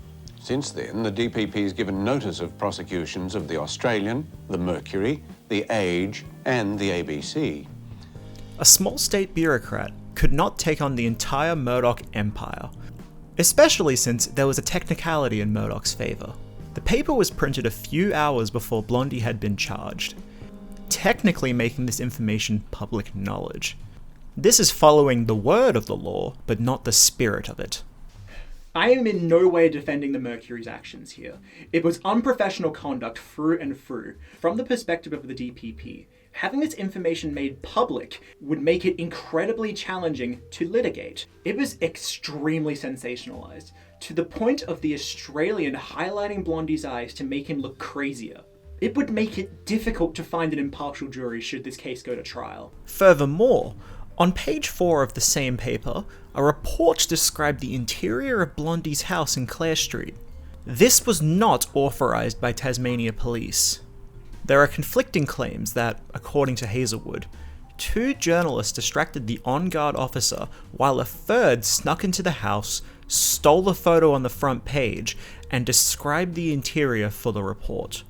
Speaking of sensationalist tabloid journalism, Meanwhile, the Courier Mail thought it had a bit of a scoop of its own. A picture from the Newtown High School's yearbook. A young at Newtown High School. Only it wasn't. The photograph was not of, but of Michael Robert Bryant of Hobart, Who may not be prepared to settle for something as little as a one-sentence apology hidden between advertisements on page 2, 3 days later. The slander here alone is crazy. I attempted to reach out and find out more about this specific story, but alas, I didn't get a response. If you see this, Michael Robert Bryant, please get in touch with me. In the immediate aftermath, journalists were shocked, and they were working long hours and exhausting days. Mistakes were bound to happen, but it does not help when their editors allow their mistakes to get into press. On the 1st of May, a memorial service was held in Hobart for the community to mourn the deceased and injured. Prime Minister John Howard and Opposition Leader Kim Beazley joined Tasmanian heads of state Premier Tony Rundle, Opposition Leader Michael Field, and Tasmanian Green Representative Christine Milleen to attend the services in Hobart and Port Arthur. Sympathies were flooding in from all across Australia. The citizens of Dunblane, Scotland even sent their support to the grieving families, as they knew all too well what they were going through. On the 5th of May, the service in Port Arthur was held, with cameras allowed to be there, according to Hazelwood. All went well enough until a couple of historic site staff went to put their tributes on the steps. These people were in terrible shock and grief-stricken to the point of hardly being able to walk. Then, I quickly asked the camera crews to click off, or at least not concentrate on these particular people. The reporter for this network made a proper nuisance of himself on the peninsula the Tuesday and was continuing to do so on Wednesday, by insisting that the cameramen keep shooting. Hazelwood stood in front of the camera to respect the dignity of grieving attendees. At this point, the journalist berated him about censoring his journalistic rights. Hazelwood, fed up with this reporter, who had tried to sneak onto the site the day prior, informed him that he should either cooperate like the rest of the media or be escorted off the premises by police. This set him off even more, but he was eventually forced to calm down by police and his journalist colleagues. The journalist would further make a nuisance of himself by attempting to blackmail Eileen Kingston, a survivor who had hidden in a toll booth during the incident. According to Hazelwood, On the Tuesday after the massacre, this particular reporter managed to somehow get a list of names of the Port Arthur Historic Site staff and was telephoning around to interview them.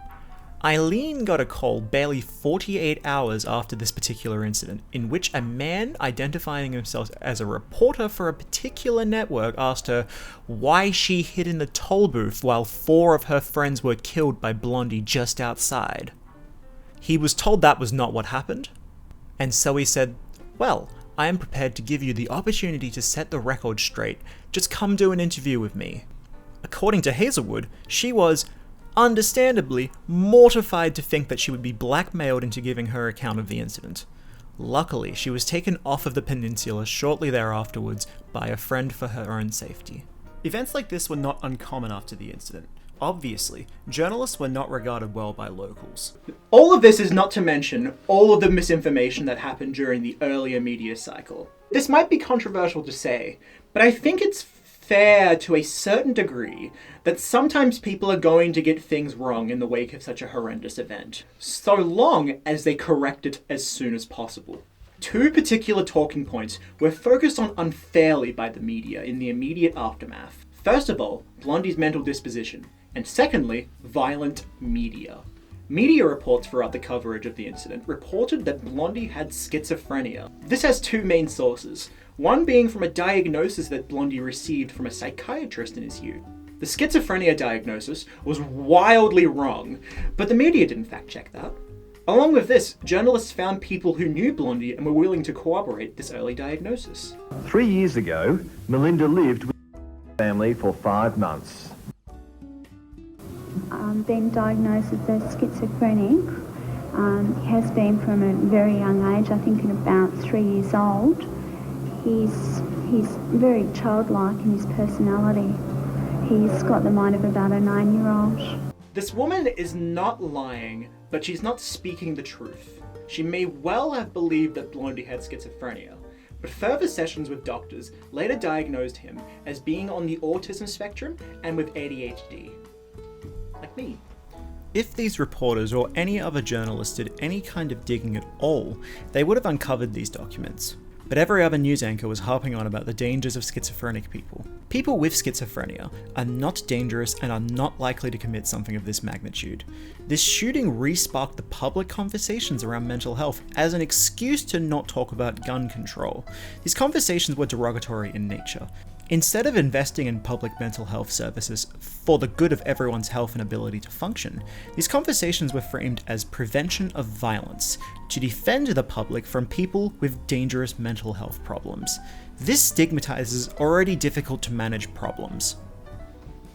According to Margaret Scott, several people with schizophrenia committed suicide after hearing about the incident, due to fear that they themselves might do something like that.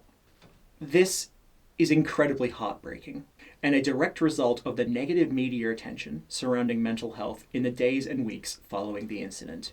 In Tom Frame's book, Gun Control, What Australia Got Right and Wrong, he said in response to the massacre, the Prime Minister suggested that beyond considering what he called gun control laws, that there was a need to do something about the repetitive, mindless, numbing depiction of violence in some elements of our mass media. Prime Minister John Howard has gone even further, announcing a ministerial inquiry into new restrictions for violence on television, videos and computer games. For example, this movie is about a murderous doll, Chucky, a favourite of...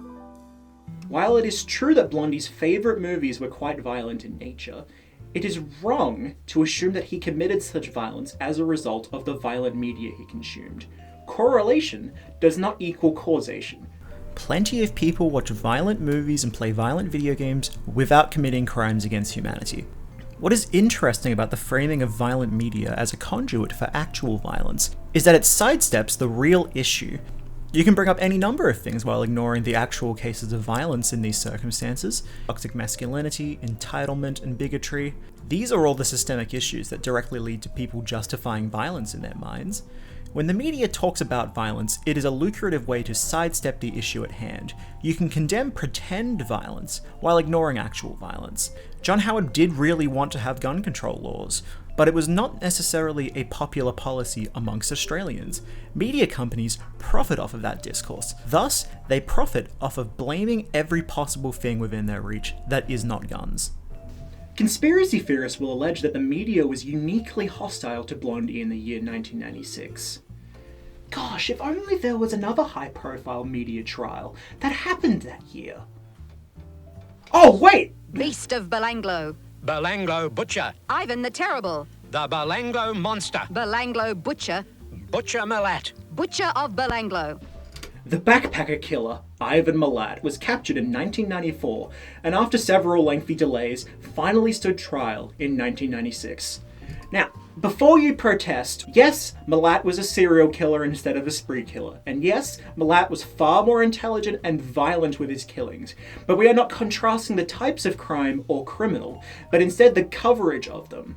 There were many parallels that are interesting to observe. I read Inside Australia's Biggest Manhunt by lead investigator Clive Small and author Tom Gilling. This book gave me an interesting insight into why police do not want obsessive media coverage of an accused person awaiting sentencing. How to manage the media was a key question in the first days of the task force. I was convinced the media would play an important role in the investigation, and it might be vital in solving the case. At the same time, wild speculation by journalists could result in a waste of valuable time and resources, and unguarded leaks could seriously damage both the investigation and the chances of a successful prosecution. And damaging it sure was. Weekly, which had intended this to be their cover, simply handled the verdict by wrapping around a further 10 pages with a fresh cover using the photograph that cost them $100,000 for contempt of court when they first used it 2 years ago. The Sunday Age made a bad blue by using repeatedly the wrong photo. This is Richard Milat, not Ivan. And the NT News's mistake was even worse. Milat? No, it isn't. That's an officer who took him away in handcuffs. They'd all better pray Milat loses any appeal, because a fair retrial after all that stuff would be quite impossible. As shown, in high-profile cases, the glorification of violence is still not unique. The media alleged bestiality, homosexuality, and horrific mental health problems to extend and sensationalize the horrific story. I mean, it was a big problem at the time with the whole homosexuality thing. We're all gay as fuck, I mean, can you tell?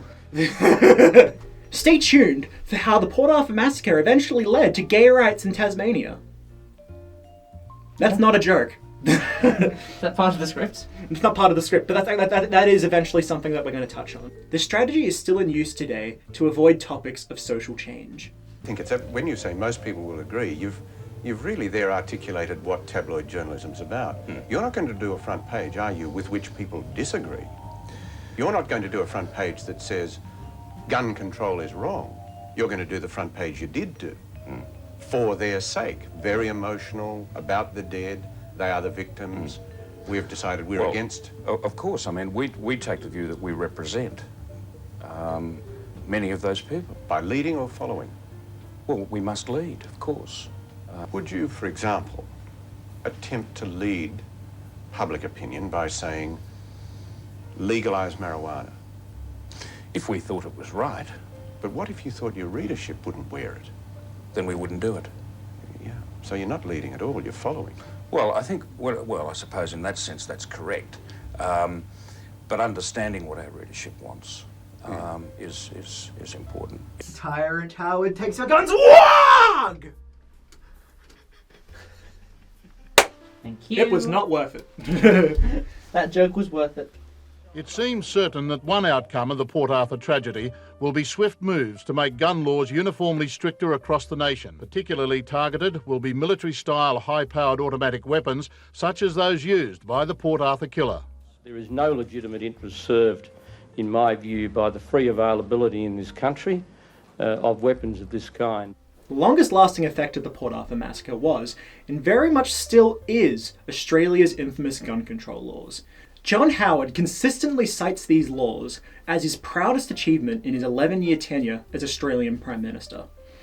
Before I get into this, I would like to state up front that I don't particularly like John Howard.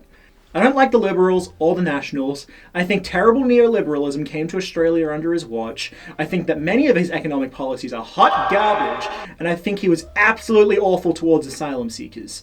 These, amongst many, many, many, many other reasons I will criticise John Howard for. I'm not a shill by any means. That being said, the National Firearms Agreement is sincerely the best thing he did for this country, and he did it in 12 days after the massacre.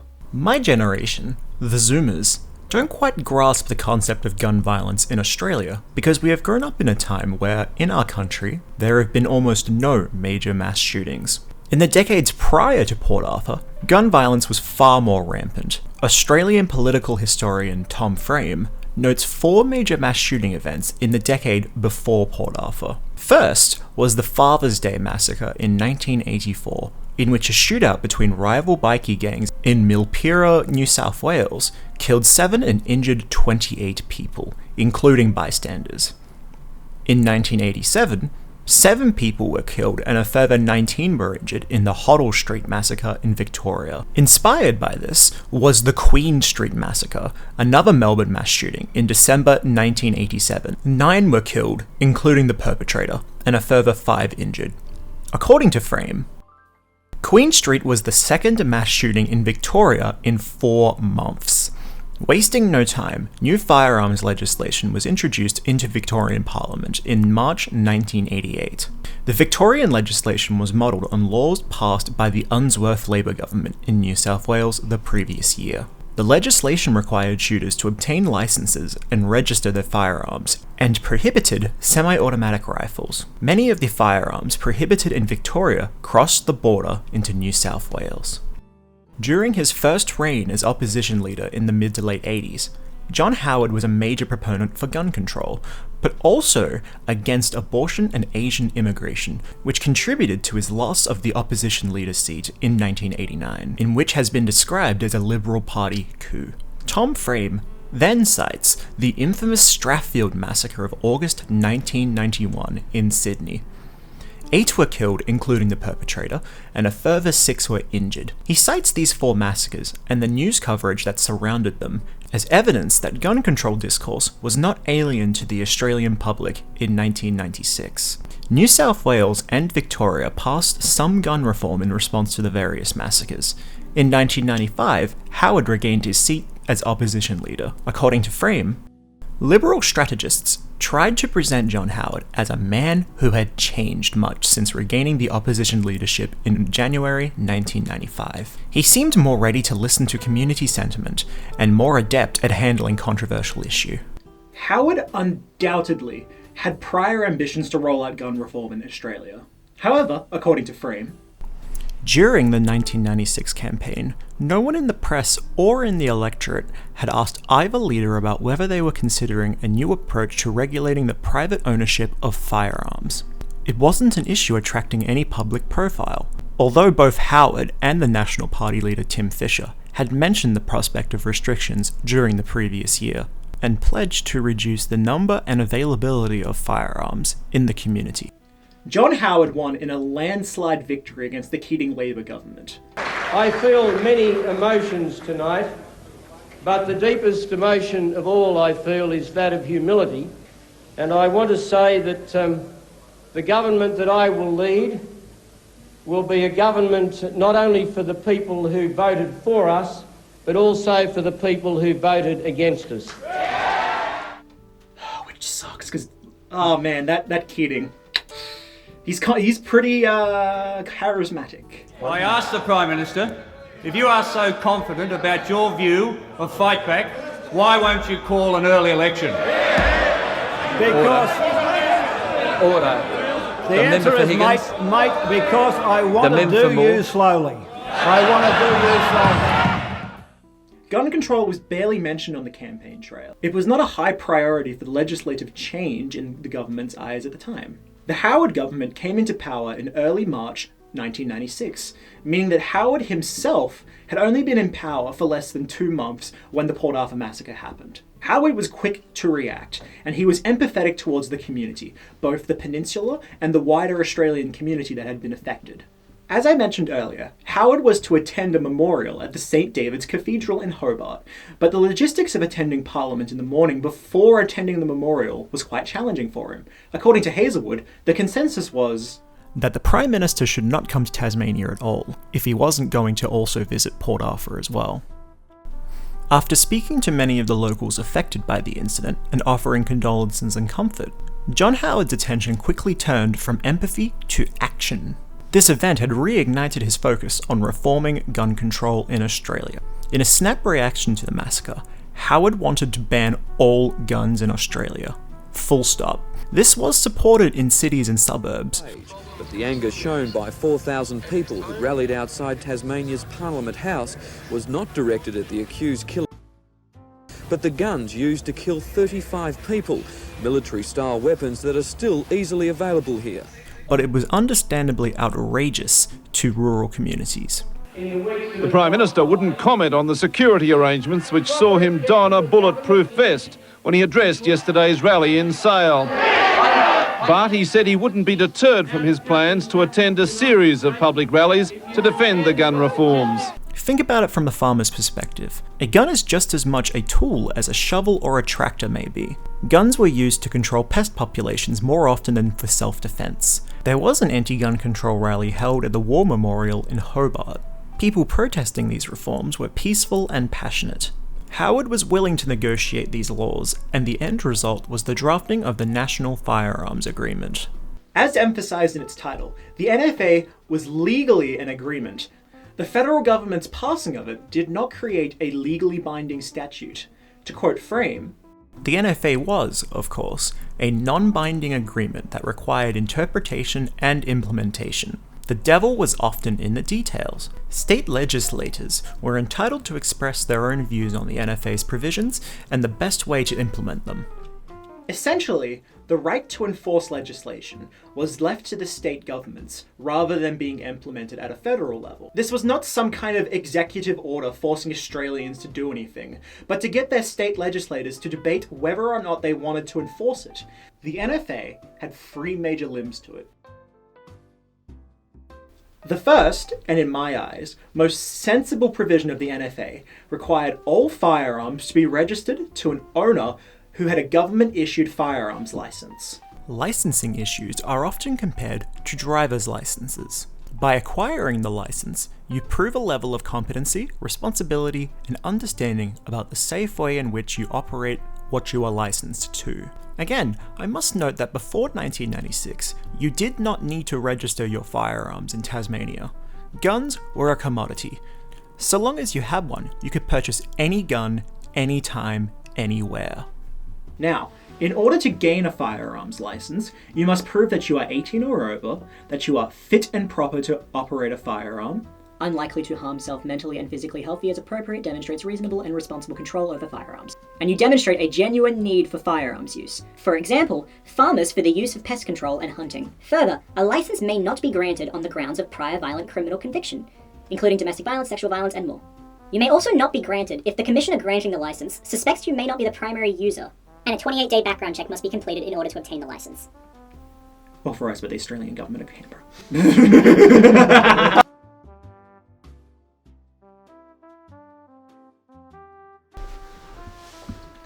You bored, Peter? I'm okay. Yeah. What is widely considered to be the major purpose of the NFA was restricting who could buy firearms and which firearms could be legally acquired. The NFA immediately banned the use and sale of military-grade weapons by Australian civilians. It was one thing to regulate who could purchase a firearm, but it was another thing entirely to regulate the firearms themselves. Each state carefully considered which firearms it would allow. For the most part, fully automatic weapons were outright banned, with extremely rare exceptions. These were considered on a case-by-case basis. Now, it would take me an hour to fully explain all the provisions put forth in the NFA. I've tried that. You don't have time for that, and you don't want to hear me explain it. This graph here will show exactly what the qualifications look like. Each state has its own categorization system, including specific exemptions and quirks. I think that this system is very intelligent in that it allows for the acknowledgement of technological advancements between bolt-action rifles and fully automatic weapons. The categorization also bans silencers and other weapon modifiers.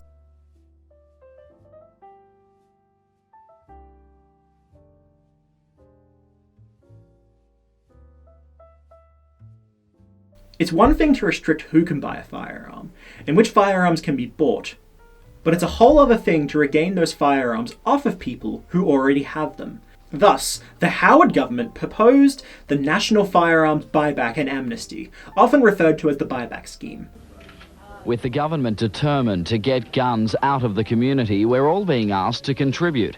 Owners of illegal guns will be able to hand over their weapons in return for cash, estimated to cost up to $800 million. The plan is for a one-off levy, but the government is yet to confirm whether that will be a flat $50 fee or an amount relative to income. The Australian Firearms Buyback ends on Tuesday, the 30th of September. After that date, there will be no more compensation money available, and possession of a banned firearm will result in severe penalties. So please, if you're still in possession of banned firearms, hand them in by Tuesday, the 30th of September. Once again, each state had a different way in which it was enacted. For Tasmania, if you owned a gun you could no longer own, you had technically four options.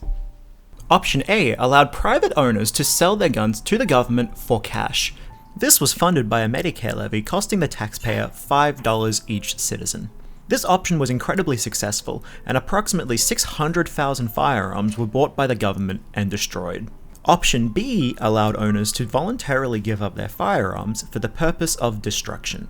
There were certain circumstances in which a firearm could not be bought by the government. They encouraged responsible citizens to give them up. Option C was created through negotiation. There are certain circumstances where a firearm was a family heirloom and it was incredibly special to the individual owner. In this instance, the firearm could be decommissioned or bought out such that it wouldn't work anymore. Thus, the heirloom could be kept in the family while removing the functional capacity of the weapon. What we will call option D was you could just not tell the government about your illicit firearms and they would be very illegal. I don't recommend this path. A common saying in rural communities was that there will be more guns hidden under hay bales than registered to the government. As the years went on, people changed their minds and more voluntary gun amnesties came along. In fact, as recent as July 2021, a firearms amnesty in Bridgewater yielded approximately 30 kilograms of ammunition and 8 firearms to Tasmania police. Sometimes you just find a rifle in your grandpa's roof, and you need a safe, legal way to deal with that situation.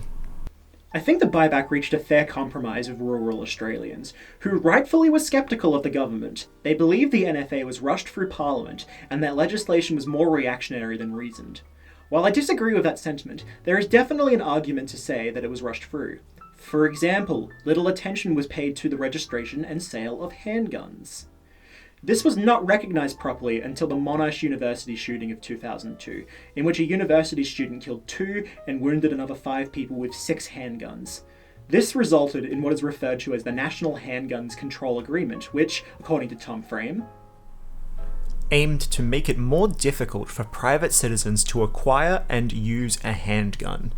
This agreement recommended prohibiting small handguns that could easily be concealed in public and used for criminal purposes.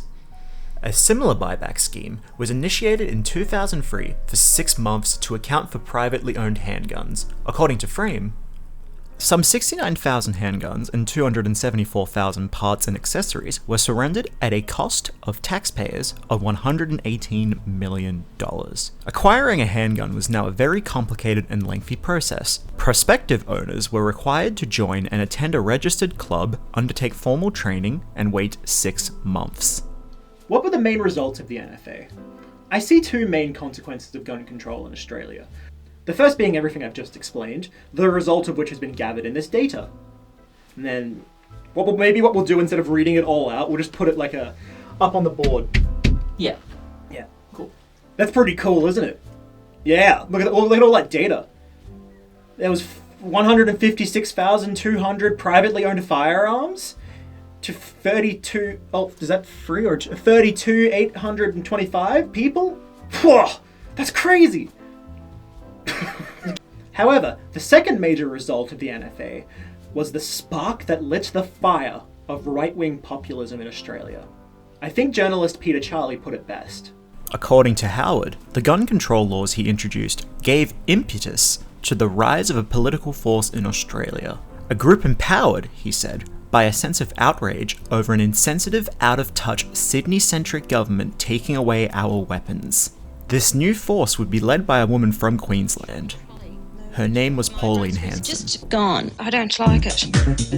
When you've turned my voice about, I don't like it. When you vote One Nation out. Australian historian and political scientist Greg Barnes cites 3 major incidents leading to the rise of right-wing conspiratorial populism in Australia, the most relevant to our discussion being Howard's inability to condemn Pauline Hanson's actions.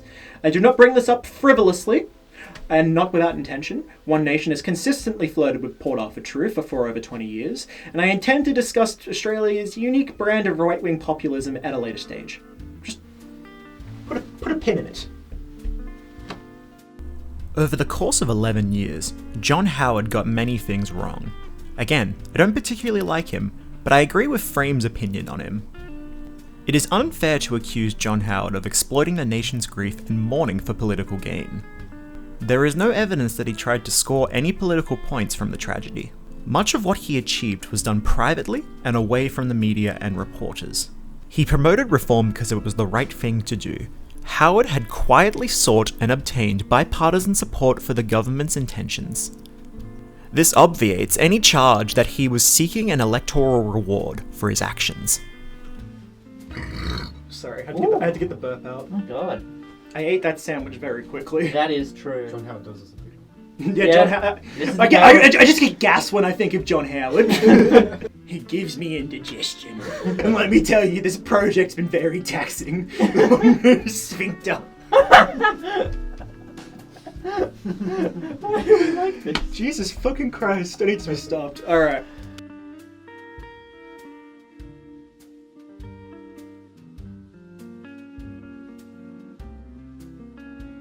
As mentioned in Chapter 2, each of the 72 charges were treated as individual crimes, according to Hazelwood. Those not closely involved can have no idea of the enormous amount of work that went into preparing for the trial of Blondie on charges of murdering 35 people at Port Arthur in Tasmania. The hearing lasted just 5 minutes. Was lying in bed as the magistrate formally charged him with the murder of Kate Elizabeth Scott. Mrs. Scott is from Western Australia. She was killed in the restaurant at the Port Arthur historic site. Well, the court was convened, a magistrate, prosecutor, defence counsel, security officers and court clerk. The magistrate remanded the defendant in custody to appear again on the 22nd of May. After several death threats, he was transferred from the Royal Hobart Hospital to the Risdon Prison Hospital. With hospital staff unable to cope, police transferred the accused mass murderer to a special isolation cell inside Risdon Prison. Now that this person's being managed at the Risdon Prison, has taken an enormous strain and load off the shoulders of a lot of people. During his time there, according to Hazelwood, he was a difficult prisoner in those early days of his incarceration, glorifying in his notoriety. After recovering from his burns, he tried to make friends with the other inmates in the hospital, but had no idea how to go about it. He was under 24-hour surveillance and kept in a separate wing of the hospital for about 7 months. A camera was allowed into a special cell at Risdon Prison today. The Crown hopes it's where he'll spend life imprisonment with no parole. During this period, he was under watch by prison staff in order to ensure his physical safety from the other inmates. No doubt there would have been a big line of inmates in Risdon who would have relished the chance to kill the worst killer in Australian history. When he wasn't being treated for his burns, which were to 20% of his back, he was kept in a specially made suicide prevention cell. Joel, can you stop it for a second? I'm hot. Oh, it's fucking hot. We put on the heater now and it's too hot. He was kept in a specially made suicide prevention cell. This was to stop him killing himself to escape justice. Some claim that he was kept in solitary confinement for the entire period leading up to this trial. However, this claim is entirely false. There were certainly periods where he was kept in solitary, but these periods were when he had attempted suicide and thus was required to be kept in a safe place by himself. Although, according to Hazelwood, his attempts were half-hearted anyway. Although they were treated by staff as real attempts at suicide, it was never something that was going to happen in prison in those first few months. What he was doing again was seeking to be the centre of attention with everyone, particularly the media. All the while, the trial was being tirelessly worked on by lawyers both acting for Blondie and the state. Prosecutor for the Crown, Damien Bugg, and his assistant had the unenviable task of compiling and preparing all the evidence for trial, most of which was immensely graphic and confronting. In my opinion, the case presented by the Crown is astonishingly sound. I believe that they proved beyond a reasonable doubt that this was the man who did it.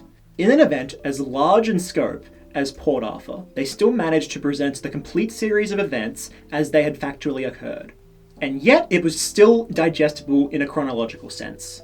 The court transcript reveals to us each individual murder was looked into thoroughly. The case against Blondie was meticulously laid out in each charge. It was difficult for the state to transfer Blondie from Risdon to court with his burns. Along with the concerns of infection, security were worried about a potential attack from the public. Even as the months passed on, the rage was still apparent. Due to this, an interesting compromise was found. But the alleged gunman was not physically at the court. Instead, in a first for the Tasmanian legal system, he was appearing via video link from his cell at Risdon Jail. There is a famous photo of this proceeding. When Bryant appeared on the video screen, he showed no emotion. His face seemed expressionless, his eyes were wide open, and he tossed his head from side to side. The only time he spoke was when asked if he understood the remand conditions, and he said, "Yes, I do." During the proceedings, journalists were asked not to take their camera equipment into court. One particularly sneaky journalist snuck his camera in and snapped the photo. When the guards saw the flash, he confronted the journalist, who apologized and lied about capturing a photo, claiming that it was just his camera flash malfunctioning. Astonishingly, the guard believed the journalist. This would infuriate Hazelwood when he saw the photo broadcast on the news later that evening. Before Blondie, there was no legal precedent in Tasmanian law for video conferencing. The law stated that an accused person had to be present at the court for the session to go ahead. At this particular time, that would be extremely inconvenient. So, Parliament changed the laws. This would be the case that set the precedent, eventually leading courts around Australia to use video conferencing technology. He'll be remanded via video every 28 days, but when he does go to trial, it's likely he will have to appear in person. And the Justice Department is confident he will get a fair trial. I don't see any reason why the trial shouldn't go ahead in Tasmania in the way in which any other trial would go ahead. Blondie's initial hearing was on the 30th of September 1996. It lasted only 23 minutes. In that time, he pled not guilty to every single charge laid against him. Multiple sources, from the news media to those present, corroborate the fact that he giggled when the charges against the Macaque family were presented to him. His lawyer even had to break protocol to get him to quit laughing.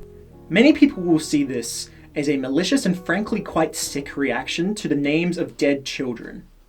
However, as Wainwright and Totoro point out several times in their novel Born or Bred, Blondie tended to use laughter to express uncomfortable emotions. They cite his father's suicide and general interactions with other people where he had experienced discomfort and laughed as a response.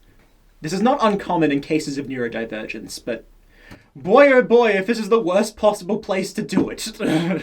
Perhaps more upsetting was the fact that he decided to plead not guilty to every single charge. According to multiple sources, Blondie initially planned to plead guilty to all charges, but due to this sudden not guilty plea, Blondie's lawyer, David Gunson, quit no less than 36 hours after the hearing.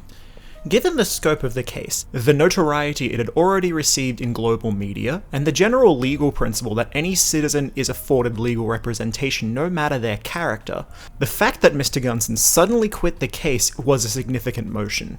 While his purpose for leaving the case is sound, the media again smelt blood in the water, and interpreted it as a significant sign of trouble within the case. According to Hazelwood, Blondie apparently decided at the last moment to plead not guilty because he wanted the notoriety of having the case go to trial, and for him to gain the massive publicity it would generate.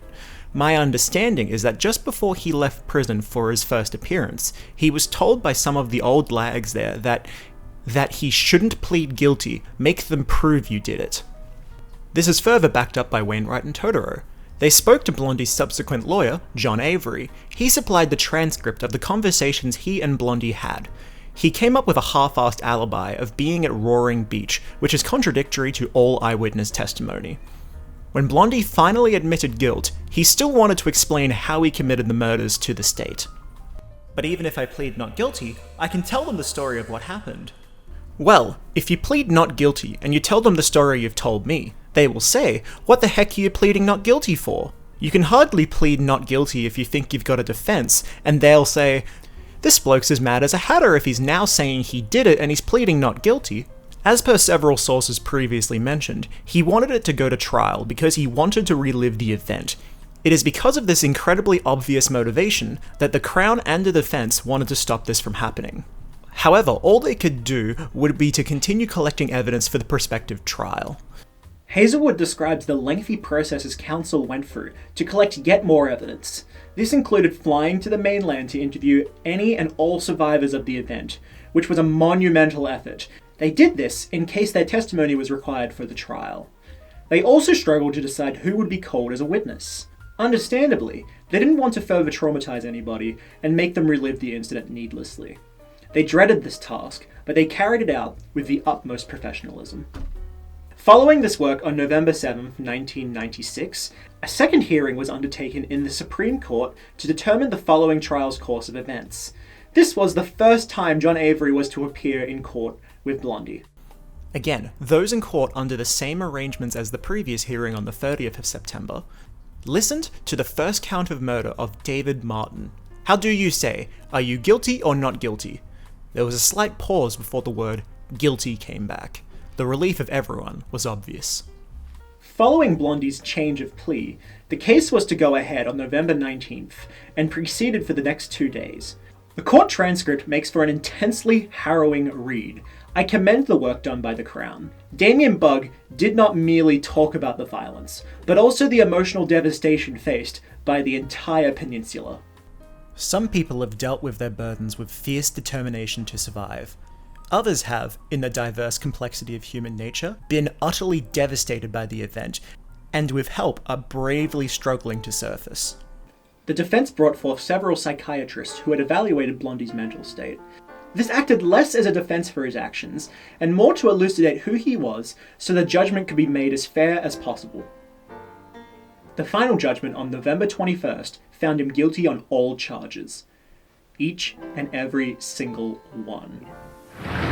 Tight security surrounded the sentencing hearing as people queued to see the court proceedings. About 80 relatives of the 35 people killed attended, some in a separate room linked by video. They heard Director of Public Prosecutions Damien Bugg outline the Crown's case of how carried out his massacre. The 29-year-old sat smiling and laughing, his hair now cropped short. On April 28, the Crown says left his Hobart home with 2 semi-automatic rifles, handcuffs, rope and a hunting knife. He went to the Seascape guest house at Port Arthur. Neighbours heard shots and the Crown claims owners Sally and David Martin were first victims. Went to the Broad Arrow Cafe where after eating lunch he pulled an AR-15 semi-automatic out of a sports bag and began shooting. Describing the actor's slaughter, Mr. Bugg told how was aiming shots at people's heads, not saying anything, laughing in an aggressive way. There is absolutely no doubt as to his intent or desire to cause maximum carnage. In 1.5 minutes, fired 29 shots and killed 20 people. An Asian tourist lived to tell how he confronted death, aimed the gun at him, pulled the trigger, but the magazine was empty. Mr. Bugg told the court had not given any reason for why he killed 35 people and wounded 19 others. A camera was allowed into a special cell at Risdon Prison today. The Crown hopes it's where he'll spend life imprisonment with no parole. A victim's impact statement will be presented to the court tomorrow before the defence is given a chance to offer a plea of mitigation. That man has had 7 months more life than my daughter and the other 34 victims have had. I was there to watch him on his last day of freedom. He can rot in hell. And that's what I did. And at the end of it, they really do say 35 life sentences for the term of your natural life. Some will claim that the Crown simply wanted a show trial. Well, according to Hazelwood, with sentencing to proceed the next day, the 22nd, the media decided they would like to broadcast the event live on radio and television. Chief Justice William Cox was in charge of whether this would occur, and decided that it would not be broadcast live. He was asked ahead of time if they would be allowed to. Cox believed that this would be a gross miscarriage of justice to agree to a live sentencing of somebody still entitled to the presumption of innocence. In the opinion of Hazelwood, how would it look if the Chief Justice had agreed even before a trial had started to allow the live televising of his sentencing? Sometimes, those in the media with little expertise in the law, or indeed a scant regard for it, are their own worst enemies. In my opinion, I certainly think that this was the right call. I do not believe that the broadcast would be in the public interest. Regardless of the broadcast status of his sentencing, Blondie was handed down 35 life sentences, one for each of the murders he committed, plus a further 21 years for each charge following that. For the 37 subsequent charges, a total of 777 years. He was the first ever convicted felon in Australia to be sentenced without eligibility for parole. Blondie continues to serve his sentence at Risdon Prison Mental Health Facility to this very day. He shall remain there for the rest of his life. He's never applied for an appeal, and has never reached out to the media to comment on his crimes, either to explain why he did it or to profess his innocence. This is in stark contrast to Ivan Milat, who until he died in 2019 claimed complete innocence and applied for and was denied appeal several times. Many in Australia wanted Blondie to get the death sentence, and I disagree. I believe that this man wanted death. He tried to commit suicide by police, and according to several sources, he did not expect to survive past the toll booth. He had hoped that someone would have shot him down before then, and since, he has attempted suicide dozens of times. I believe that granting this man death would be too easy. To allow him to stew in his own mundane thoughts of boredom for the term of his natural life is a far worse fate than a quick, painless death. We shall remember the survivors and their brave actions for far longer than we will remember the cowardly killer, already being forgotten. This is the official narrative, a summary of what happened in Tasmania in 1996. I plan to explore certain aspects of the state's response, for example, more about the initial police response, the mortuary, and the conduct of the historic site management as I go further along into this miniseries. All of this information has been taken from several sources. Some were inside the courts, others were inside of the cafe. Each of these individual sources are differing perspectives of a single continuous narrative. There are small discrepancies between sources, authors quote the same people in slightly different ways, but the chronology of the events is not a source of expert debate. The state brought forth an excellent and convincing case against Blondie. Even he himself could not create many discrepancies for his lawyers or other legal professionals to analyse and explore. There is just no space for an alternate timeline to take place. Every single step of the way, experts and professionals alike have worked bloody hard on ensuring justice, and the legacy of Port Arthur now stands as a beacon on how a state and federal government should respond to disaster. And yet, in this ignorant and bullheaded spite of this thorough and conclusive evidence, there is still a growing movement proclaiming Blondie's complete and utter innocence. I mean, I don't make stuff up, okay? I don't have time to go in and tell you how the Port Arthur Massacre was totally staged with a mind control wind-up toy, multiple shooters, whole 9 yards. I mean, I make stuff up, okay? The Sandy Hook parents might want to have a word with you, Alex. You might ask, how is this possible? In the face of all of this evidence, for anyone to believe in any form of innocence? To begin answering that question, we will need to examine Port Arthur truth in detail. What it is that they believe, what are the political ramifications of what they believe, how they believe this, where they get their sources from, and what it is that their actual arguments are about, and why they are so unconvincing. Join us on next episode of Acne Coleslaw. Let's learn about some Port Arthur truthers in search of why. Nice. That's a wrap on part 1, except for the introduction. Hey, thank you for watching part 1. I've been working on this series for about 6 months now, and I'm doing my final voice line for it, and I'm really happy about how it's come out so far. We're I'd say about a fortnight away from sending this out everywhere. Stay tuned. I've got another 3 episodes of this garbage coming, and it only gets only weirder from here, I guess you could say. I'm not good at the call to action stuff, but like, subscribe, share. I've really been putting my heart and soul into this little series. It's taken me a really long time to do all the research and all of the writing. I want to thank my co-writer, my producer, cinematographer, whatever I said in the beginning, Joel Halby. And I don't think I would have been able to get this done without their help.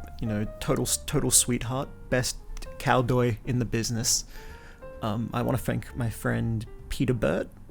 It was really helpful during the early process of this, and he was also kind enough to drive us all the way down to Port Arthur to get some of the footage in part 3.